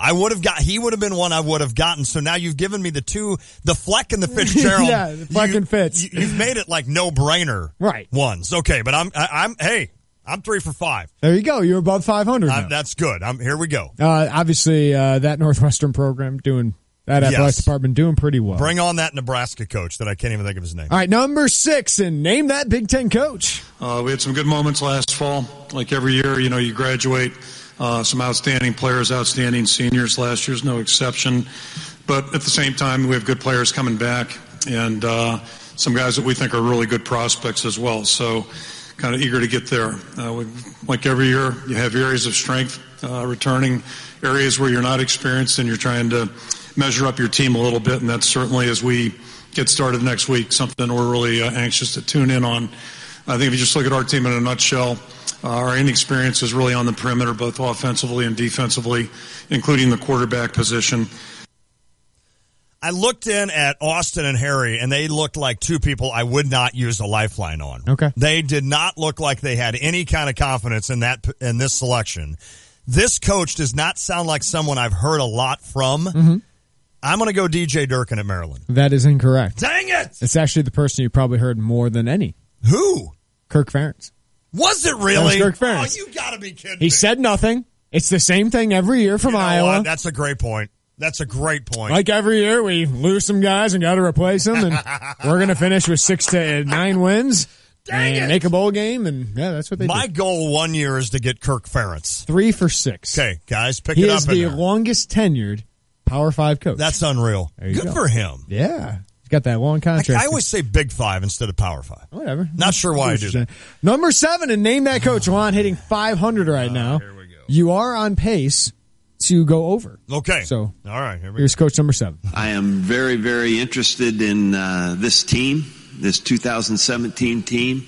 There's been a lot of changes within our deal. We do have a good core of people coming back, but how that is all put together with what we have done defensively and making a move there to the 3-4, and the fact that we don't have a quarterback that has played a down.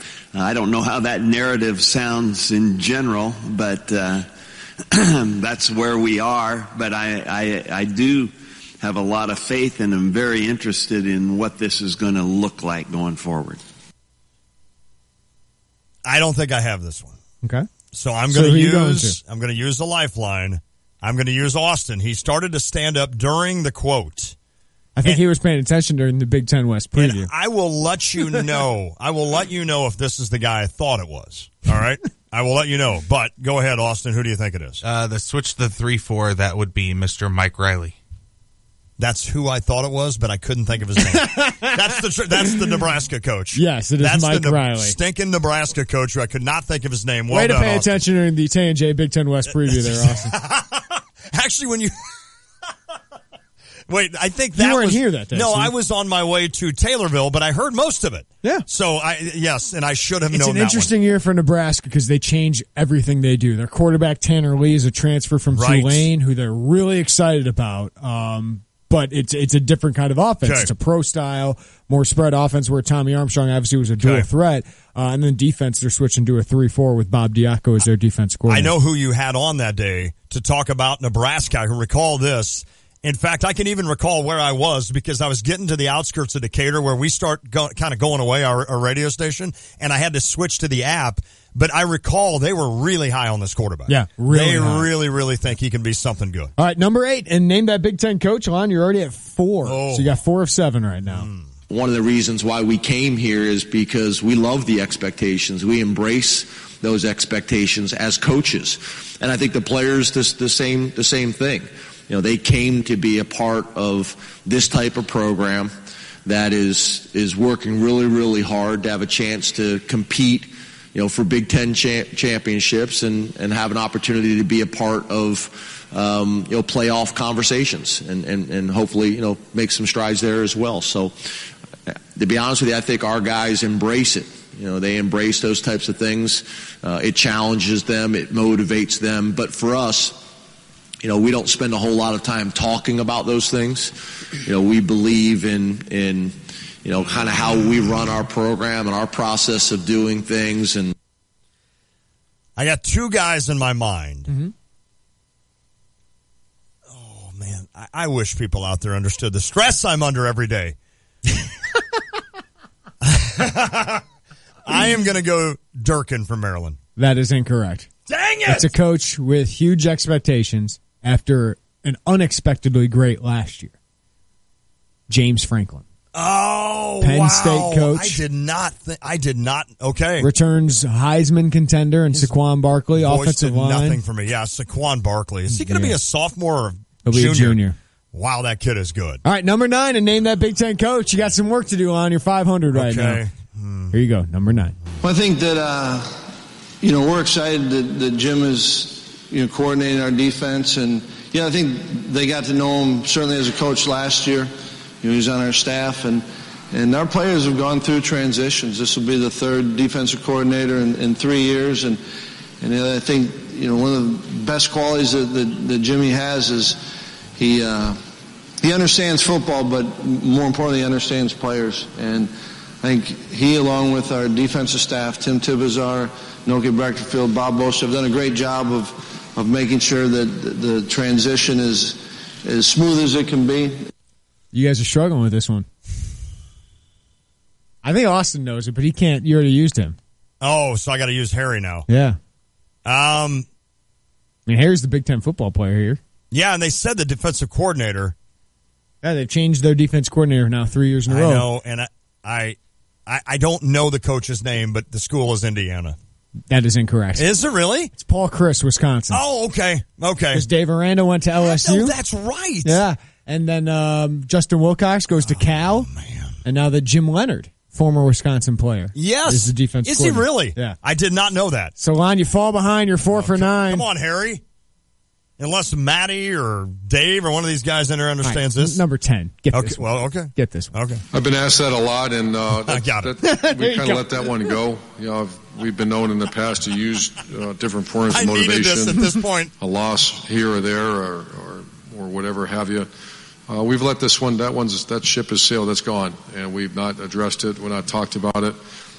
Professionally, it changed how we do some business on offense, and we're moving forward. So that is not. It's in the back of everyone's mind, and whether I'll use that during training camp or not is to be determined. But where we're at as a team, I like where we're at. So we're just pushing forward.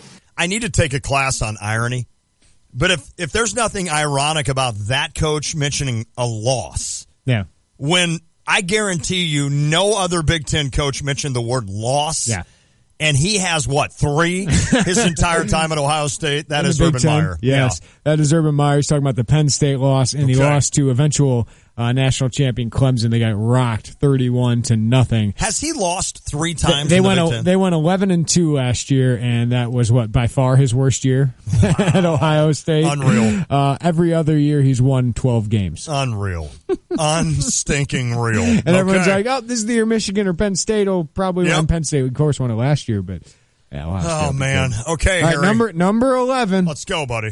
Yeah, we do. I think our conference as a whole, and obviously in our division, you can definitely make an argument that it's the most competitive there is out there. Okay, and, we're in the East. Yeah, we're getting closer and closer every day. I think we're recruiting at a level that will put us in a position we want to be in, which is when we're here to win championships. We're here to compete to win it. That's why we're here. That's what we're going to do. And, so I think we took a great first step with that recruiting class we just put together. And we have some guys on our team, on our campus, on our roster that we're working really hard, developing, working with that are doing a great job. And so it's a process. I don't think he's going to be here next year to do the Big Ten. I think he'll be here next year. 2 years from now, that is DJ Durkin. That is DJ Durkin, and Juan hits the over. Wow. I was confident that you would go the over, Juan. That's almost... And you did. It's almost like it's unfair that I keep using DJ Durkin. Going to hit at some point. Right. But no, they got the top 20 class in the country. They recruited really, really well, but they are in that East Division. Okay. And they might take a step back this year. All you have to do is answer one question, but you don't have to say yes. I mean, you don't have to. Yeah. Did Indiana get a new football coach? I can't tell you that. Okay. Oh, dang it. All right. So we got 3 more? You got 2 more. 2 more. Because we're not doing Lovey. So okay, here we go. Juan is 6'4", We got 2 more coaches, and name that Big Ten coach. My home state, born and raised in Indiana. Played high school football in Indiana. Coached high school football in Indiana for many years. And my dad was a longtime high school coach in the state of Indiana. Yeah. So strong ties to my home state. Very, very proud and humbled to be representing Indiana University here today. So I gave you the school. I gave you the school. All you need is to know the name of the Indiana football coach. He was the defensive coordinator, I believe. It was his first year last year, yes. Long-time high school coach in Indiana. I think Harry knows it, but I'm going to go with this alone. Oh! You could just get it from Harry. No, I like you just going out on a limb. I don't even know why this name popped in my head. Yes. And if somebody could Google this name when I say it, just to even know who this is it Tom Bratton? Close. Tim Bratton. Close. No? You got one name right. It's Tom Allen. Tom Allen. Tom Allen is the name of the Indiana coach. I gave you his school. Who's Tom Bratton? Isn't he he was the offensive line coach? That's who it was. At Illinois. That's who I'm thinking about. Okay, Harry, this is it. Would you have gotten that? Did you know Tom Allen? Okay. All right. All right, number 13. Was there one listener out there that knew Tom? I know that we know that Tom Allen is the new coach, but do you honestly Could you get that off the top of your head? Yeah, did you really remember that as you're driving around? I want you to text in at 359-2250. I want to know how bad I am at this. That's why you would have actually known it. That's why I gave you like the school. 10 times. Well, Indiana, I coached in Indiana. My dad's from Indiana. All right, this is a little bit of a longer one, but I thought it was the best quote from the entire event. Okay. And it's the 13th coach left, so it's a little bit longer, but it's a pretty good quote. Well, I think as a leader of a football program, you're always trying to sit there and try and figure out what's the next step for your program. And obviously, when I sat there for quite a while trying to figure out, okay, what is that next step? How do we reunite ourselves? So we have recentered ourselves. Education component is there in every aspect that we deal with off the field. We've reestablished ourselves in terms of who we are as a program and what we're trying to do as people right now. But we've had a lot of success here. You know, as I said just a minute ago, we took a step back, and now it's very, very important that we plant our foot in the ground and drive forward. And that's been our message. You know, 11 years ago, I was hired here to reform a culture. And our mission was to win championships and graduate players and do things right. We'll reestablish ourselves in all 3 of those areas, and that's why President Simon hired me. And sometimes you're maybe it's about identifying problems, finding the solutions. Sometimes you're measured a little bit by how you handle the problems. Not just in all the good times. So we had some good times, and those are easy to stand up there and sing the fight song and put a hat on. Not as easy when you're going through these type of things, but at the end of the day, that's why I was hired. I was hired to solve problems, and that's what we're going to do. Wow.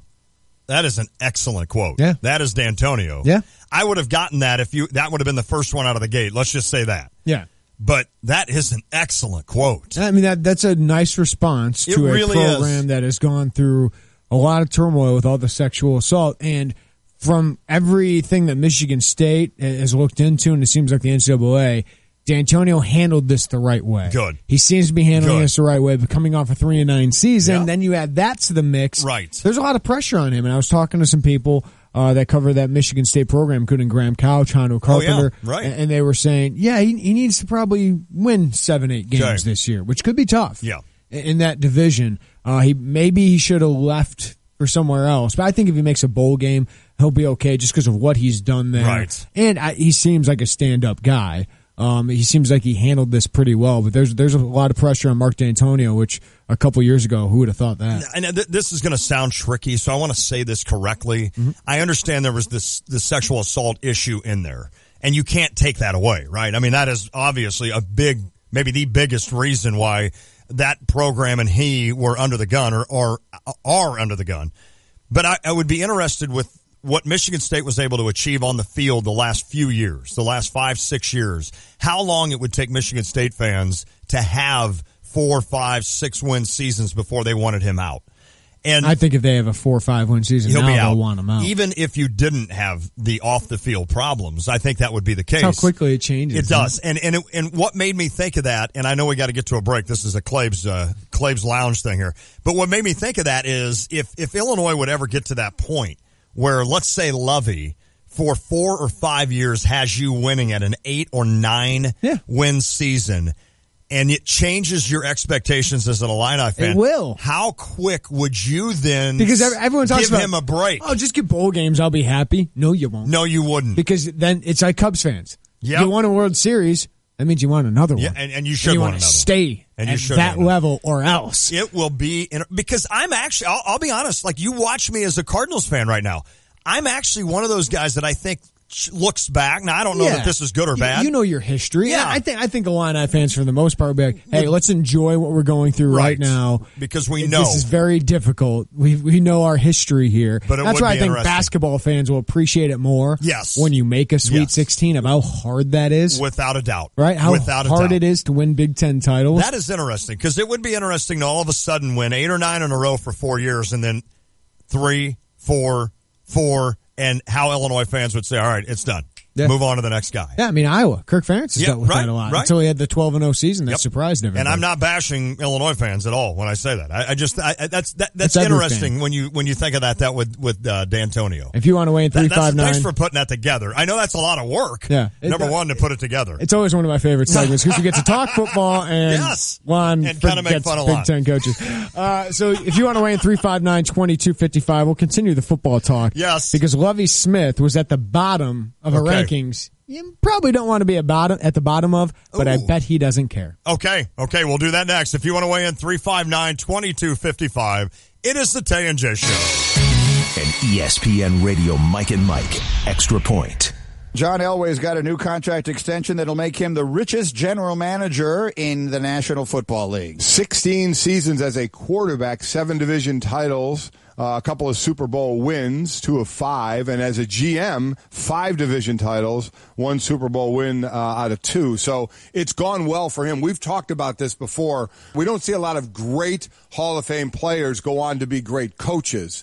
General managers seem to be the lowest rung for great players now, right? It starts there to either GM or president or owner is basically where it starts now. If you put him in the league, he came in the legendary 83 draft. Right. So if you sort of start it with that season and go to this one, there were 33 years that John Elway has been in the NFL. He's been in the Super Bowl 7 times. It's pretty good. Pretty good, yeah. Hear more from Mike and Mike tomorrow morning on ESPN Radio. If you run your own business, when you're not on the job, you're on the road. In your van. Signs that say detour and do not enter are just plain bad for business. Well, here's a sign that's great for business. It says 0% financing and up to 2 years complimentary scheduled maintenance on Mercedes-Benz Sprinter or Metris vans. Powerful, capable, and affordable. That's Mercedes-Benz Van Power.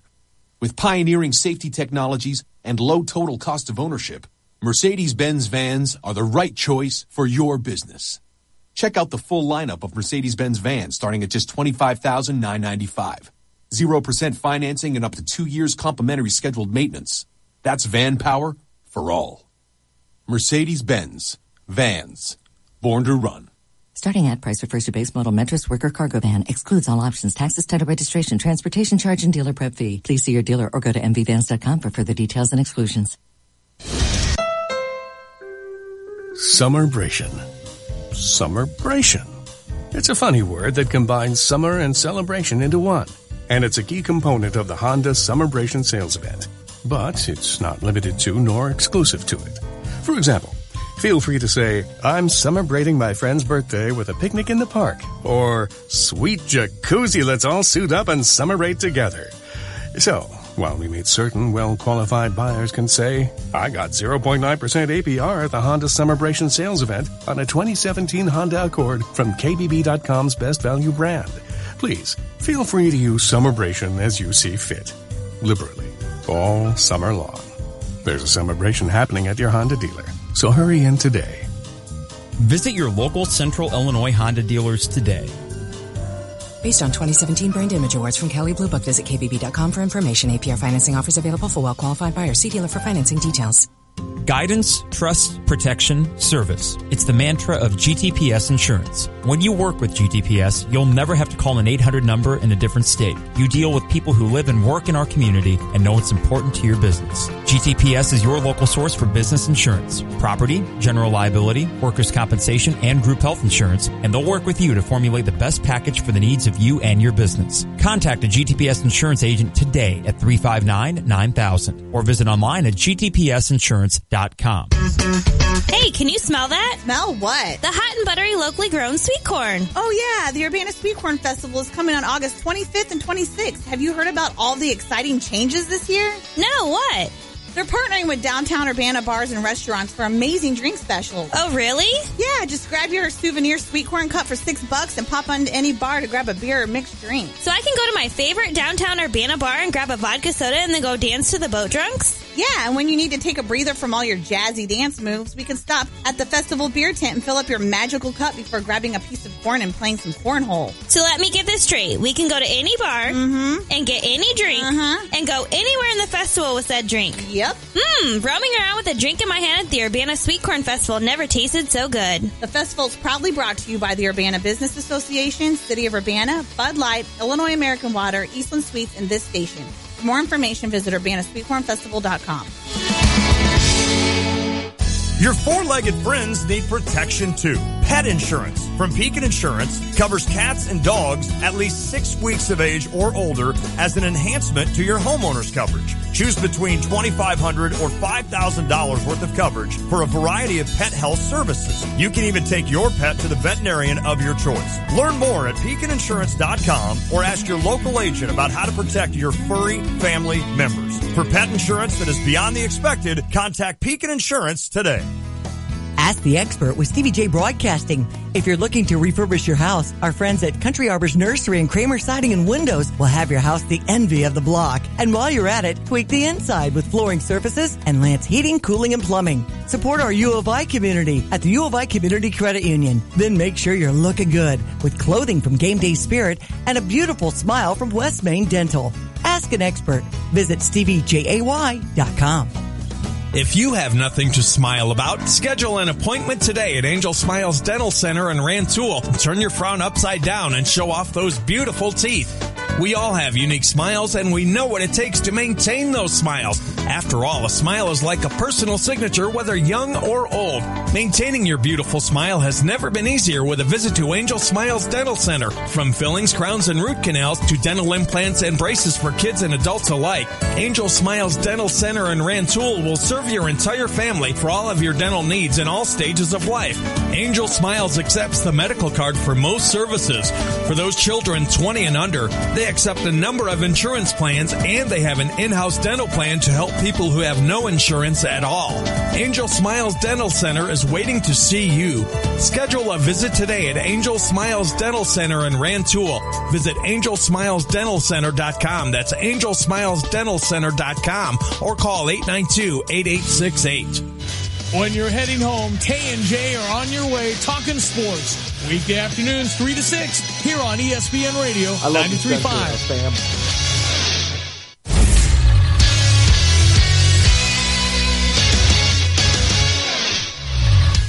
Hello, I'm Austin Berkman with the 430 Sports Center update presented by State Farm agent John Kaywood.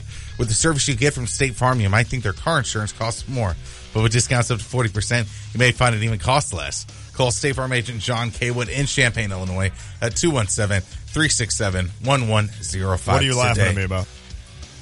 Harry's doing his thing. Oh, he's showing you like pizzas or yeah. Okay, so I'm ignoring him. Exactly. Yesterday was Big Ten Media Day, and Lovey took the stage to chat about some of the overarching themes of the program. Coach Smith also talked about the new facility. We don't have a lot of players right now that are just coming to our place based on Lovey facilities, Smith. but we feel like we're eating up that playing field an awful lot. And what we're talking about, meeting rooms, the latest and greatest in technology, new weight facility, all of these things, when you have the latest and the greatest, that has to be a positive. Last night, the St. Louis Cardinals took on the 58-43 Colorado Rockies from Busch Stadium, and they won 8-2. Grichuk, Jose Martinez, and Tommy Pham all homered in the game. Pitching was fantastic from Mike Leake, the starter. Leake threw 7 innings of 4-hit ball and 6 strikeouts with 0 walks.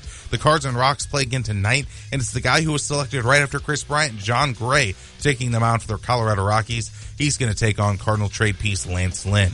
Dexter Fowler's headed to the DL, and Harrison Bader is coming up for the Cardinals. And we all know the Crosstown Cup. It's Crosstown Cup time. Feel the energy. The White Sox took game 1 3-1. The two teams are playing this afternoon, and the score of that one is it 6-2, or did they score? It is 6-2. That is correct. 6-2. And Kyrie Irving unfollowed LeBron James on Instagram. So that's the story. Wow. Not my friends. Is the update. Jeremy, you're on Snapchat now, right? Yeah. I am too. I just Snapchatted a story, which was really boring because I didn't put any writing in it or anything. Are you going to get on Instagram? No, I'm not either. Because you and I have said all along, two social media platforms is enough. And me going to 3, and I'm really forcing it with Snapchat. I did it, but you know how it worked out? Andrew has been in Colorado for the last 6 days. Yeah. He would Snapchat me just...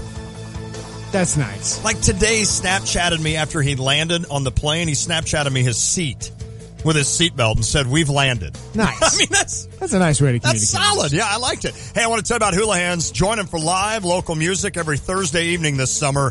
It's called Patio Play. They have $4.95 martini drink specials, and they are out there, rain or shine. If it does rain, they just move it inside. This week, the live jukebox. The live jukebox at Hula Hands and the iHotel. That is this Thursday.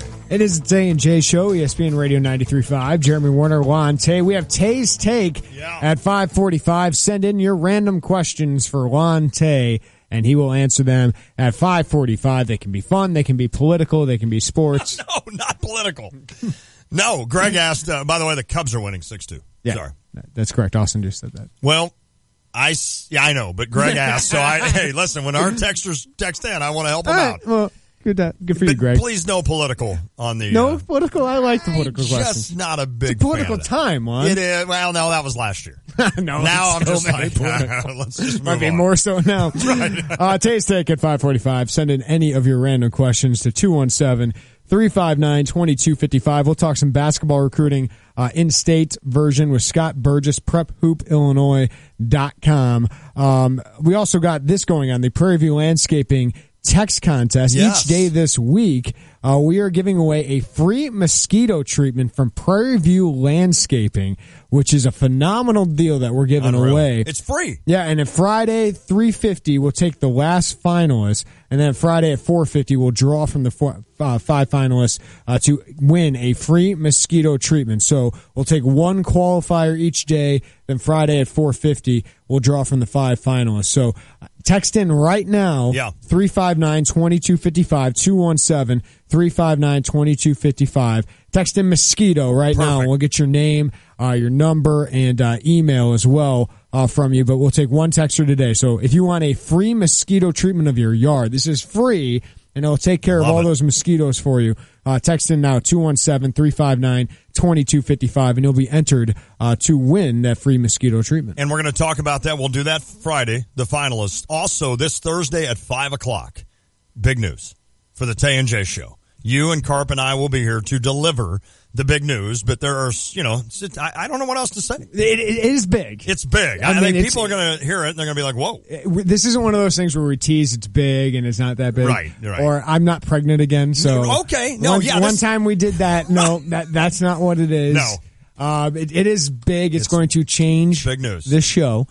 So we will talk about that Friday at 5. What is there's been some fun guesses out there. I think a few of them were like, just please tell me nobody's leaving. Yeah. That was like one of the deals. We can neither confirm nor deny. That's correct. Those reports. And Brad, I think our buddy Brad Replinger, said, yep, it's true. I'm going to join Lon each week for an hour discussion of golf. So maybe that's it. Yeah, I think it's going to be good news for most people. Yeah. No, I agree. Would you agree with that? Yes. Okay. Yeah, I do. Yeah. It's just. I think it's more positive than negative. I'm being honest, and this is not even slapping our shoulder or patting our back. I think it's going to be news where people are going to be like, "Whoa." That's all I'm saying. It's whoa-worthy. It's whoa-worthy. You know what? I'm surprised. I think somebody out there will say, "Whoa." There are many people that know what this is. Yeah, there's a few that we've had to let people know what this is. That's correct. I'm surprised that we haven't seen sources. I agree. Sources say this on Twitter. I totally agree. Good job, intern, so far. Yes. Not that it'd be newsworthy. No, not at all. The News Gazette won't write about us anyway. Like Derek Piper hasn't tried to break this on IlliniInquirer.com. Ding. Oh, Why don't bells work sometimes? Come on. There we go. It's a bell. Work. Yeah. He knows. Yeah. Oh, he does know. Yeah, he knows. Okay, but I haven't seen anything on your site about him breaking anything. He's kept it quiet. He's been a good source so far. That would be kind of funny, though, to see like Thursday a story out there somebody saying breaks it before we announce it. According to a source, this is happening on the Tay and J Show. I think that would let me know that we've made it. Yeah.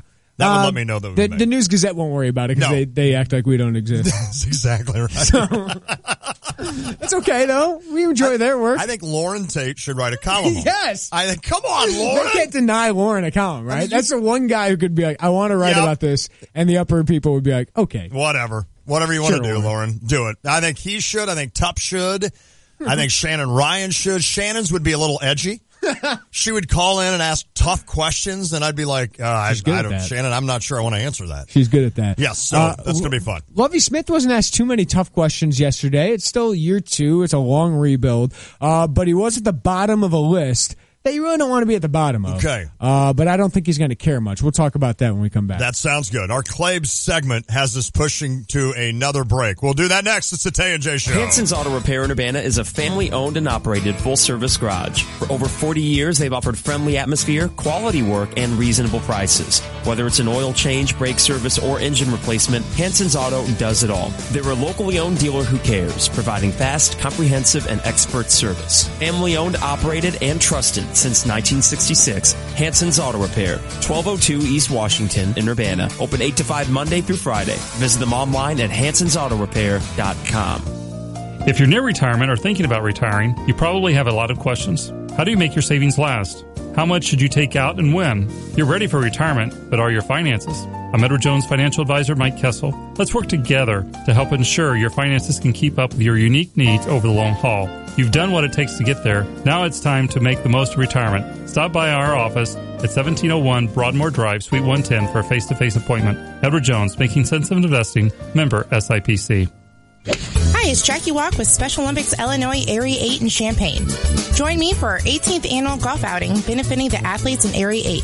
This event is hosted by the Stone Creek Golf Club in Urbana and will be Monday, August 14th at 11 a.m. Join us this year as a golfer, sponsor, or donate to our raffle. The cost is $100 for an individual or $400 for a team of 4. For more information to register or sponsor this outing, contact me at 355-1750 or email me at jwalk@soill.org.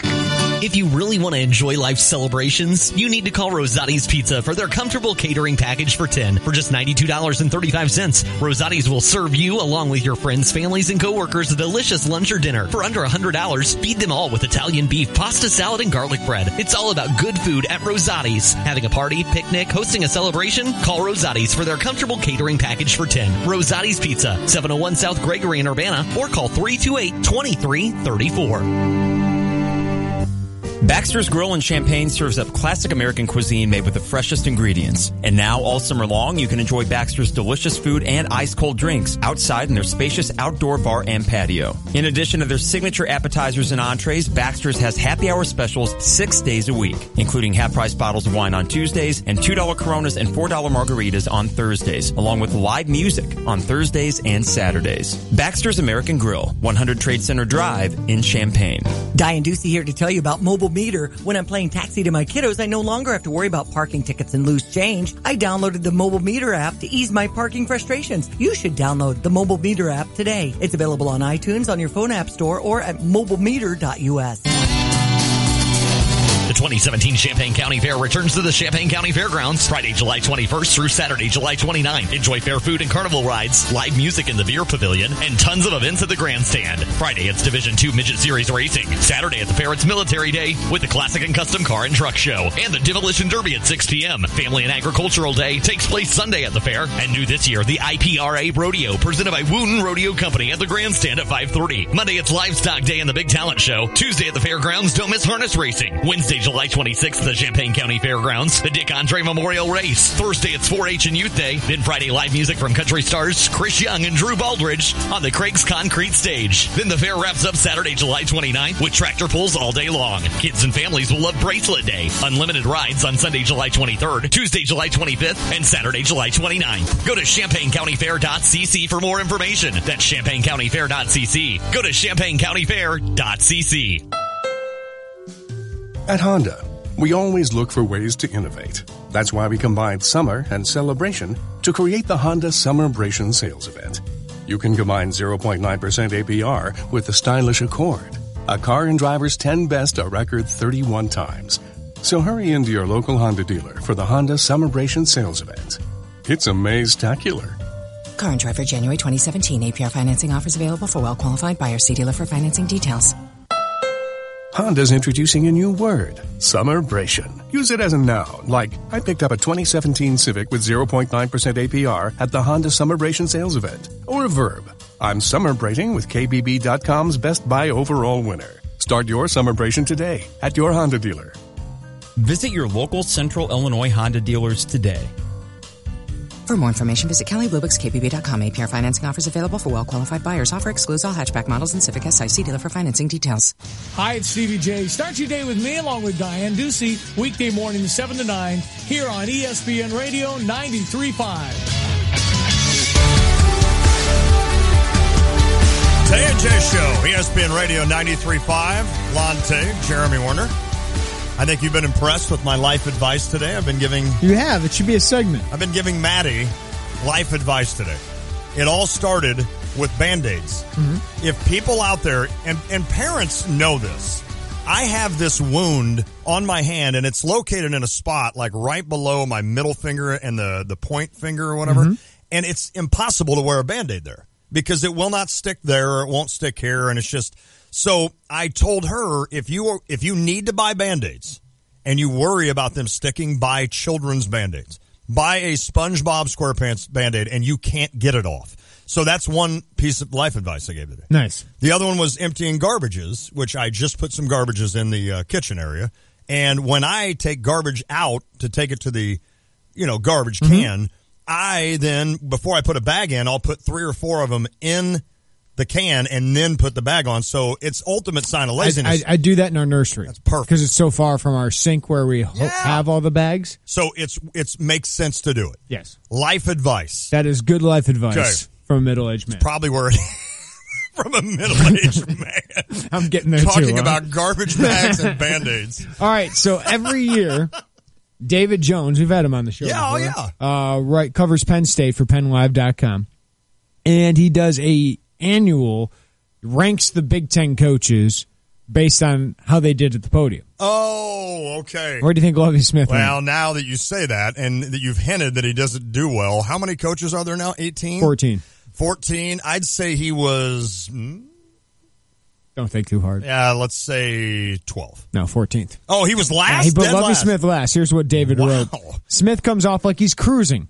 I don't know that that's a good thing to project as a second-year head football coach. Oh, come on, David. But the fact is, he packed a resume full of great NFL work, a winning record and Super Bowl appearance in a dozen years as head coach, 2 decades altogether in the league as a defensive mastermind.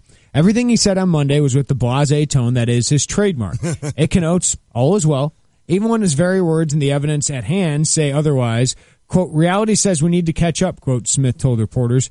Quote, we need to do our share. We weren't one of the teams people were talking about. Some guys can get away with observations such as, quote, on offense we haven't scored enough points, unquote. Right now, Smith is one of those guys because of his background. Right. Still, at 59, being the head coach at a lower-level Big Ten school can't really impress him much. And that's exactly the way he looks. Like, if this works out, fine. If it doesn't, that's fine, too. For a house as neglected as Illinois', I don't think you can abide a head contractor who looks like all he wants to do is finish the carpentry when the walls need to be torn out. Wow. First. Okay, now I get it. It's a story. And he has to have kind of a little segment on each coach and why they're where they're at. I get it a little bit at the very end there with what he said. But do you really think, like, if Lovie Smith gets up there in a high-pitched voice or a real angry, yelling kind of voice that Illinois fans are going to be like, yep, that's our coach, and he knows we're in trouble? I don't think David was expecting Lovie to be P.J. Fleck. Right. Because he doesn't have P.J. Fleck very high on this list. Oh, he doesn't? No, which a lot of people would. And I want to read that coming up next. Okay, that's interesting. But I think he's saying Lovie doesn't seem that passionate. But when has Lovie ever? Never. Sometimes he has when he got into media fights. Yeah. He would be confrontational with guys like Lawrence Holmes, the Chicago media. I got to be honest, I think he's done a better job selling the program than I thought he would. Agree.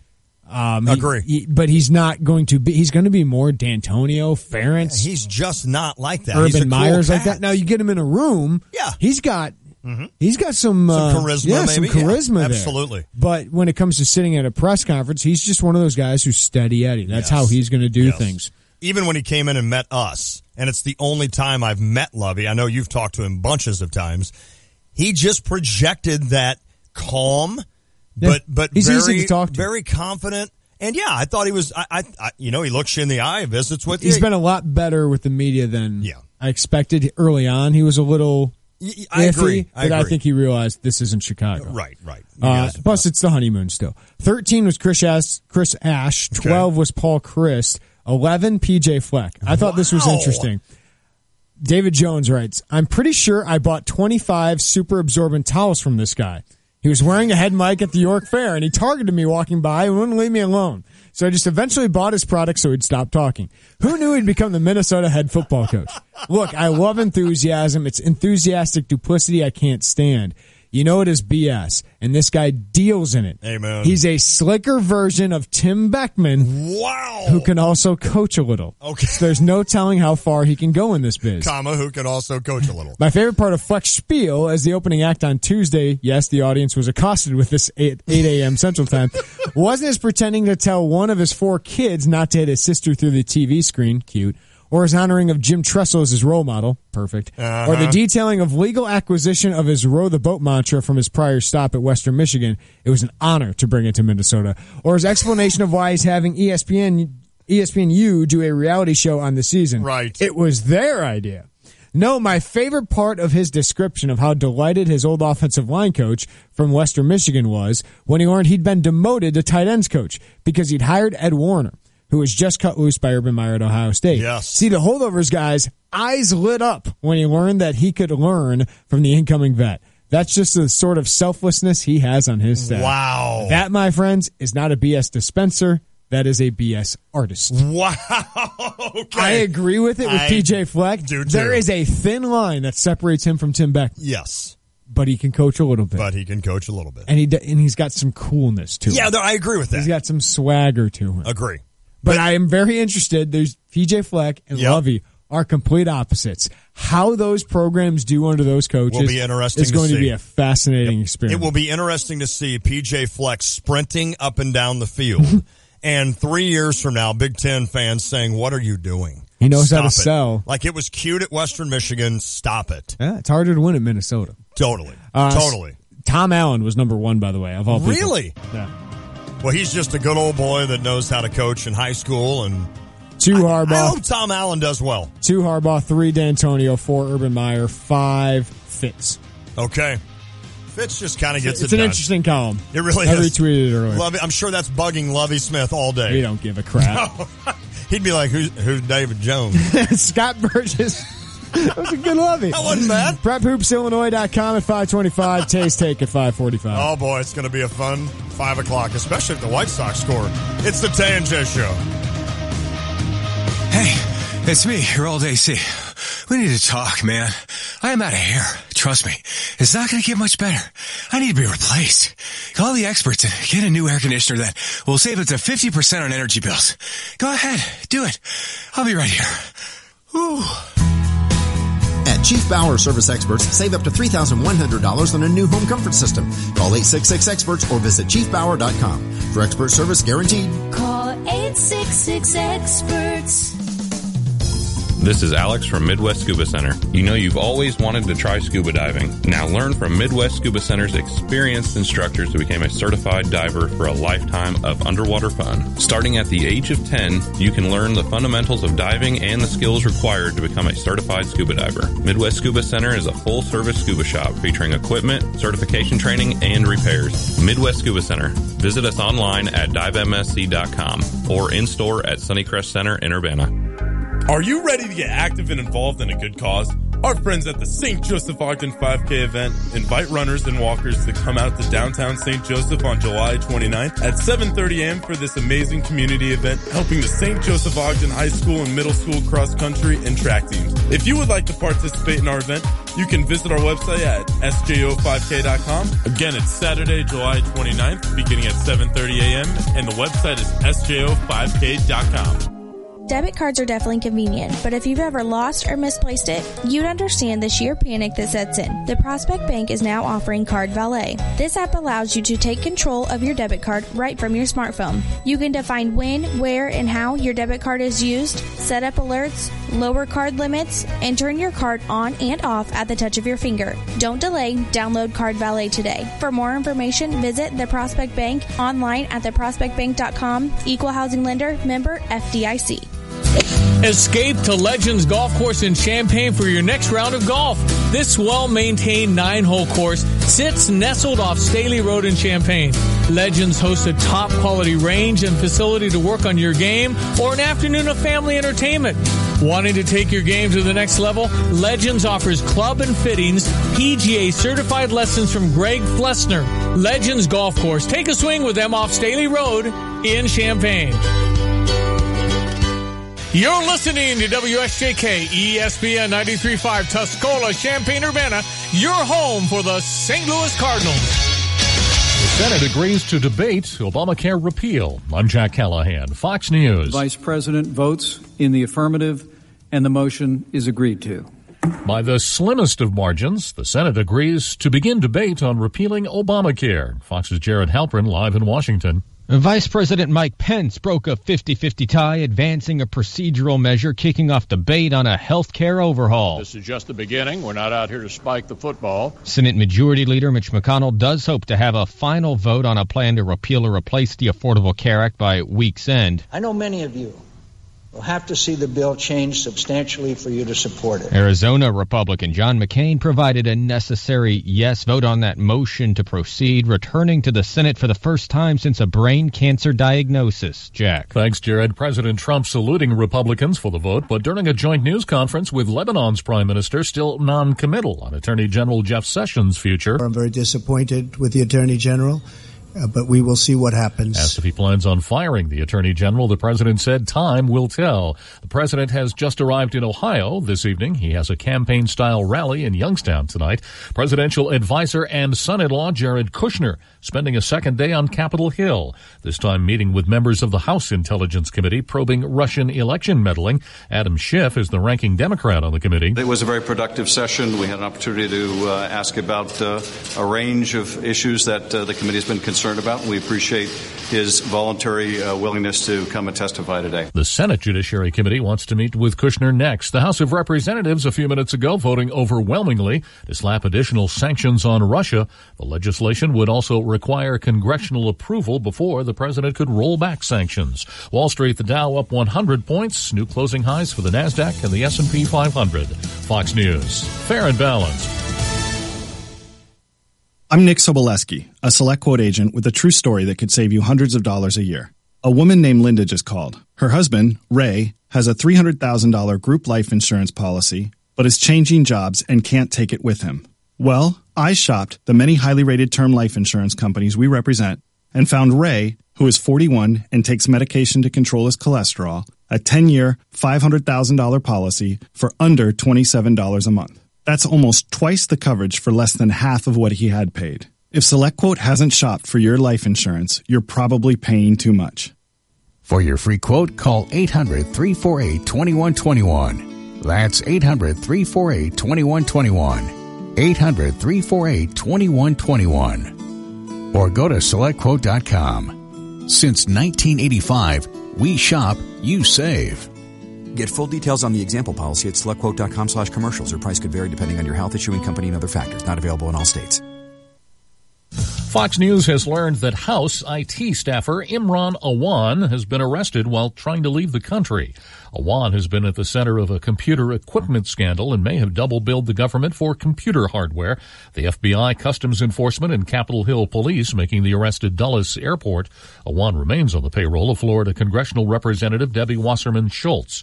California's Governor Jerry Brown signing new climate change legislation today with the backing of his predecessor. Governor Jerry Brown signed legislation extending California's cap-and-trade program in the same spot where former Governor Arnold Schwarzenegger signed climate change legislation over a decade ago.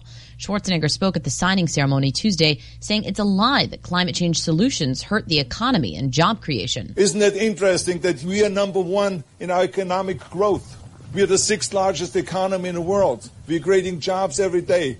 Don't those conservative Republicans get the message? Cap and trade requires industries pay to pollute, while the cap on emissions is lowered over time. Some grassroots environmental groups opposed this legislation, saying it gave away far too much to the oil and gas industry. Jessica Rosenthal, Fox News. New Jersey pharmaceutical company Celgene has agreed to pay a $280 million fine to settle a federal lawsuit charging it promoted 2 cancer drugs for unapproved purposes and paid kickbacks to doctors who prescribed them. Barbara Sinatra, Frank Sinatra's 4th and last wife, has died. Fly me to the moon. She was married to Sinatra for almost 22 years. It was the singer's longest marriage. And Barbara used her status and financial access to build the Barbara Sinatra Children's Center to help abused children at Eisenhower Medical Center. She died Tuesday morning at her Rancho Mirage home after months of declining health. That's Fox's Michelle Polino. Barbara Sinatra was 90 years old. I'm Jack Callahan, Fox News Radio. Wait, Jack Callahan, didn't he used to be the animal guy? Callahan? The animal guy. Isn't there an animal guy that goes on like Saturday morning shows named something Callahan? No, it's Jack. Oh, it's Jack something else. Oh, man. What? I'll think of it. I should know this. You do the weather. You went on Maury Povich all the time. Somebody will text it in. You're going to Google it, aren't you? Yeah. That's how quick you Jack are. Hanna? Jack Hanna. That's it. Is that Why did I think the other guy's name sounded like that? Is Jack Hanna. Okay. Good Boom. call. Good call. It was going to bother me the entire time. Here's a quick weather brought to you by 25 Chief seconds. Bauer. Trust the experts at Chief Bauer Service Experts to keep you cool all summer long. Call 866-EXPERTS or visit them online at chiefbauer.com. Tonight, sunny, clear, low of 63. Wednesday, mostly cloudy, high 89. Could get some rain in the afternoon and evening, low of 73. Thursday, thunderstorms, high 81, low of 64. Right now, sunny, clear, 83 in Champaign-Urbana. In 3, 2, and 1.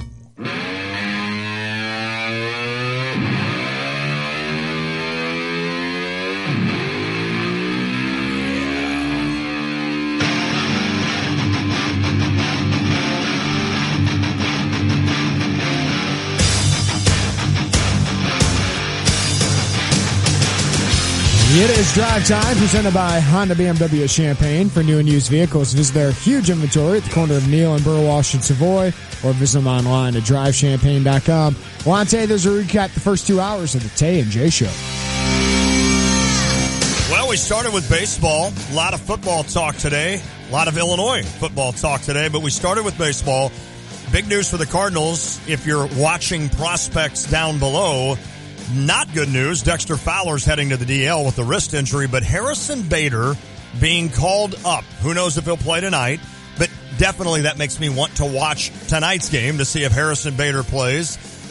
This is a guy, Jeremy, that I think they've kind of slow rolled him through the system, whereas Sierra's jumped up and down and jumped up and down. This is a guy that they've kind of just taken their time with. They want to make sure he's ready. I still think he'll go back down when Fowler's healthy, but I am anxious to see how he plays. He is on the updated list, the 6th ranked prospect in the Cardinal system. Okay. First is Alex Reyes. He's 17th overall. Carson Kelly, the second-rated catcher in all of baseball. He is in all of baseball prospects. He's 36 overall. Jack Flaherty and Luke Weaver in the top 60. Tyler O'Neill kid, who you just acquired, which is an interesting trade. He's the fifth guy in the list. And then Harrison Bader. And here's what MLB.com says. Bader doesn't have one plus tool. He can do a lot of things well, and better than one might think after a casual glance. With an aggressive approach at the plate, he doesn't get cheated, and while he's likely to never lose that attitude, he was open to tweaking his approach when AAA proved to be a bit more challenging for him. He has more power than one would think, with the chance to be a major league average in that department at the highest level. He's a better defender than people give him credit for, with a chance to stay in center field long term.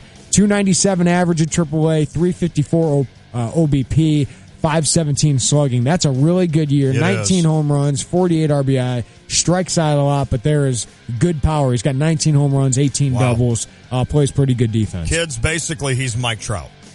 No, okay, he's not. Heath just said he's in the starting lineup, so that'd be batting awesome. Sixth tonight. Okay, batting sixth. So he is a guy that kind of looks like Mike Trout. A little bit. But not he's as not. burly. No, not at all. But it'd be interesting to see. And you asked me, are you, me in other words, am I supporting the Cardinals if they sell right now? And I am. Yeah, and we asked that in our poll question at Tay and J Show. How do you feel about selling off this year? 86% say go for it. Okay. So Cardinals fans feel like, yeah, this isn't the team. I don't think it would change much. I don't think it would keep you from contending if you can contend. I don't either. Because you do have some young guys, arms that can fill those roles, and I still feel like you can put together a bullpen that can be competitive. Right. So, yeah, I think you got to build towards, 2019. I think that's the year. But this is a huge offseason. Sure it is. Because you got to find that bat. Sure. It'll be really interesting to see what bat Mozeliak finds, but I don't think they're acquiring pieces here, obviously, at the deadline. I do think they would be smart to sell, and it sounds like Mozeliak's put out the flag that we are open for business. We are open for business. Also today we talked about the Cubbies and White Sox. Cubs won today, by the way, after losing yesterday to the Sox. But you now have, Jeremy, on your White Sox team, 8 of the top 70 prospects in baseball. That's pretty cool. Yeah. MLB.com had their new rankings out. Baseball America, I believe, has 7 of their guys in the top 100. Moncada 1, Jimenez 7, Kopech 12. We said Luis Robert, 26. That. Blake Rutherford, 45.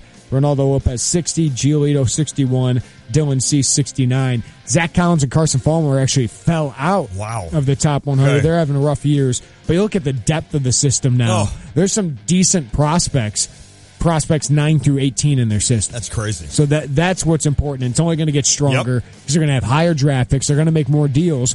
Ken Rosenthal just tweeted out that the Brewers and White Sox are in serious talks about Anthony Swarzak. Okay. They're now closer. Right? So they are going to, any piece that is not a long-term piece, they are going to look to sell for future pieces. Here you go. And the Cubbies, we talked about a starting pitcher, and we'll get to that, but with regards to prospects, they have 1 in the top 100 right now in MLB. And that's what's crazy about how great that Candelario, was. But they're going to build this up again. But it's worked. You won a World Series, and a lot of these kids are Chris Bryant's young. Right. So you've got a lot of these kids up with Schwarber and such, and Baez, and on and on and on, and Russell. And it seems like they're going to trade more prospects. Yes. Right? Because, I mean, they got a window here, and they're going to try and take full advantage of it. Our poll question at Tay and J Show is, which starting pitcher would you want? Verlander, Darvish, Gray, or none? Who do you think leads? I would say Verlander. Verlander's last. Really? 15% say Verlander. Sonny Gray leads. Darvish and Gray both have 32%. 21% say none. Wow. So they don't want to take a chance. I think Cubs fans are. I'm confused by that. I think that 20% of none are really concerned about their prospect list. Yes, and not worried about you could win another World Series for the next 5 years. Stop it. Including this year. Exactly. I think the guy that makes the most sense is Verlander. I agree with you. I don't think they have the prospects to get Gray, and Darvish is a rental. Okay. And I still think, I don't know if you have the prospects to even get him. Okay. Verlander is a big contract. He's not having as great of a year this year, but he's a big game pitcher.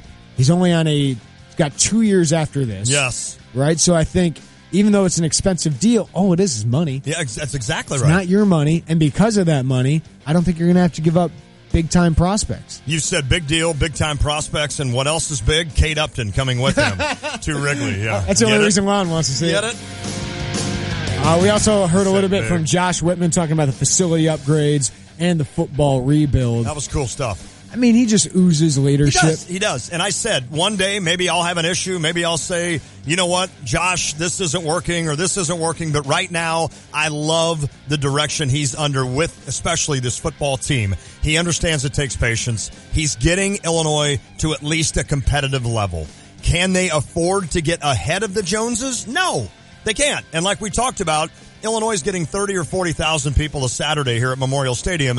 At the same stinking time in Columbus, they're getting 100 and some thousand. Same stinking time in Michigan and Ann Arbor, they're getting 100 and some thousand. Penn State's the same. That's a lot more money they're generating every Saturday than we are, we being Illinois. Yep. And it's hard then for Josh Whitman to just go, you know what, I'm just going to spend money I don't have. He's running a budget, and he's doing it well, and he's going to get your program and your stadium eventually up to where it needs to be. I think most fans understand that. He's prioritizing the right thing, too. That's correct. I think it's prioritizing the staff and the players. And not me in the horseshoe. Because are you going to show up because the horseshoe looks a little nicer? No. I'm going to show up because they're winning. Yeah. That is exactly and right, the crappiest Jeremy. stadium in the world, but if you got a good football team, I don't think you're going to care much. Nope. That's exactly right. That's the most important thing is investing in this coaching staff, which they've already invested a bunch of money in. But he also talked about how this is a process. Yes. This isn't going to happen overnight as much as we want it to. He took over a terrible situation. He even dropped what I tweeted out and pinned to my top of my Twitter a couple weeks ago, which is, remember, this is basically Lovey's first year. Right. Because it's his first recruiting class. So I know everyone wants an improvement over 3-9, and Lovey wants an improvement over 3-9. But this is actually probably a weaker roster. I agree. Than it was last year. Which is crazy, because right? of what he took over, because of that recruiting class, and given there's 8 seniors on this roster, you lost some good talent from last year's team. You're going to be outmanned in a lot of games this year, and it's going to take something special to get it done. We think the offense can do a lot of that, but the defense we worry about, we'll see. We'll see it happens, if it happens. We also played Name That Big Ten Coach, which is my favorite segment. Well, I did okay. What did I get, 8? You got 7. Oh, 7. 7 of the 13. We didn't do Lovey Smith because that's too easy. That's not bad for me. Who's the most intriguing to you of those coaches entering this year or the other programs in the Big Ten? Oh, that's a good question. Who would be the most intriguing? Michigan State's got to be atop that list. Without a Given doubt. what they've been through, I think he needs to make a bowl game this year. Yes. I'm anxious to see what Riley does at Nebraska. Yeah. He's kind of been... That's an interesting team. They lost a lot. Yes, they did. did. They changed a lot with their defense and offense. Since he's been there, he's had Tommy Armstrong, and now he's kind of going in I don't want to say a different direction, but that will be interesting. Is PJ Fleck up there? Yes. Oh, big time. Do you think they're going to be good? I don't think they are. I don't think so. I don't know. I haven't studied it enough. And Northwestern, can they be that 9 or 10 win good, or will they be the 6 or 7 or? Because Wisconsin's the class of that division. Who's number 2? I don't know if Nebraska's that team. I don't either. So Northwestern, Iowa? Probably Northwestern would be my pick at number 2. I mean, it's not going to be Purdue or Illinois. No. We'll have to pick one of these days. We'll have to do our standings in the West. I think that'd be fun. That's Drive Time presented by Honda BMW of Champaign. For new and used vehicles, visit their huge inventory at the corner of Neal and Burwash in Savoy, or you can visit them online at drivechampaign.com. Coming up next, we'll talk some in-state Illinois basketball recruiting with Scott Burgess, prephoopsillinois.com.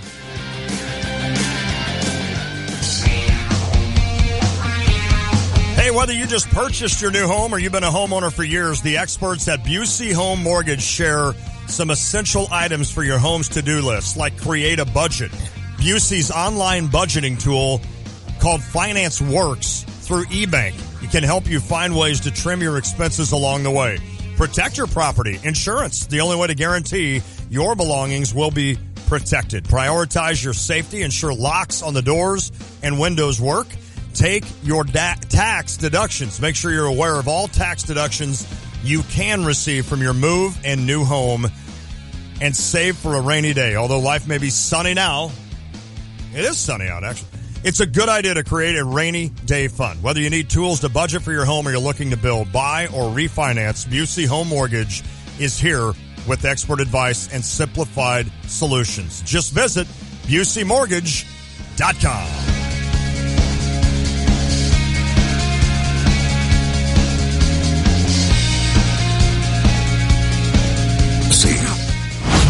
ESPN Radio Sports Beat. From Charlotte, here's Dari Noka. LeBron James is unhappy with Kyrie Irving. Go figure, right? So much so that according to Stephen A. Smith, Bron would be tempted to kick Kyrie's backside when he runs into him again. All because Kyrie has demanded a trade from the fighting LeBron so he can be a bigger star somewhere else. Now, I get it. At first, the Kyrie doesn't want to play with LeBron message would be hard for LeBron to take. It should be hard.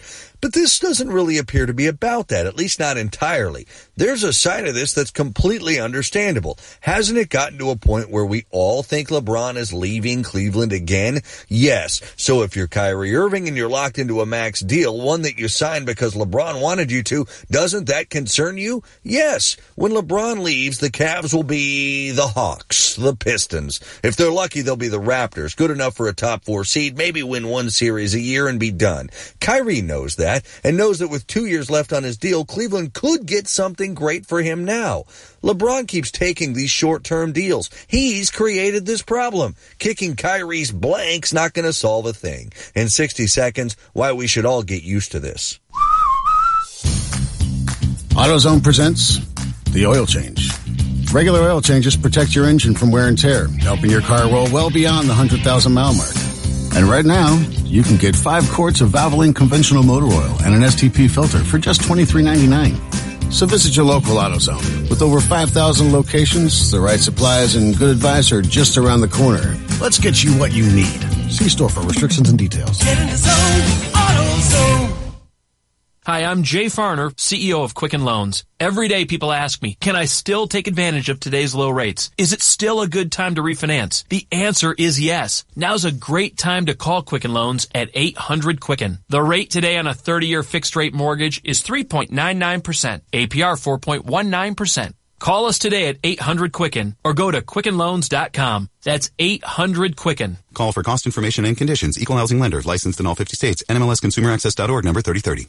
It is the worst thing in the NBA right now. These 2-year player contracts with opt-outs after 1 year. LeBron James has done it over and over. Kevin Durant's doing it. Heck, Pau Gasol and Dwayne Wade have done it too. 1, it creates situations like what's happening in Cleveland now. No stability, and Kyrie wants out because he knows they're dead when LeBron bails. 2, it creates the potential for more Warriors-like super teams. A star doesn't have to stay with his team for 3 or 4 years to see how it comes together. No, he can get impatient and roll out any time to jump on the backside of a champion. Owners would love to eliminate this. We fans should want the same. Players never will. Get used to situations like what's happening in Cleveland. With the ESPN Radio Sports Beat, it's Lon Tay from ESPN 93.5, and whenever I need work done on my car, I go to Long's Garage. No, not Lon's Garage, Long's Garage in Urbana on Main Street just east of Schnucks. From engines and brakes to new tires, you can get a variety of auto maintenance assistance from the experts at Long's Garage Complete Auto Service. And this summer, beat the heat and come into Long's Garage for an AC check. Since 1941, Long's Garage has offered expert repair services. Visit them today at 503 East Main Street in Urbana, just east of Schnucks. Check out the new BMW of Champaign. It's not like the old Twin City. They have new on-site local ownership since 2013, along with a new state-of-the-art facility. With a Customer First Service Award winner for 2015, BMW of Champaign does business your way. Yes, they have tons of cars. Yes, they'll get you what you want. Yes, they discount, deal, and even pick up and deliver. So stop in, ask for Ben, and give BMW of Champaign a look. BMW of Champaign at the corner of Neal and Burwash in Savoy. When you hit the brakes in time, but the guy behind you doesn't, get it to Gerber.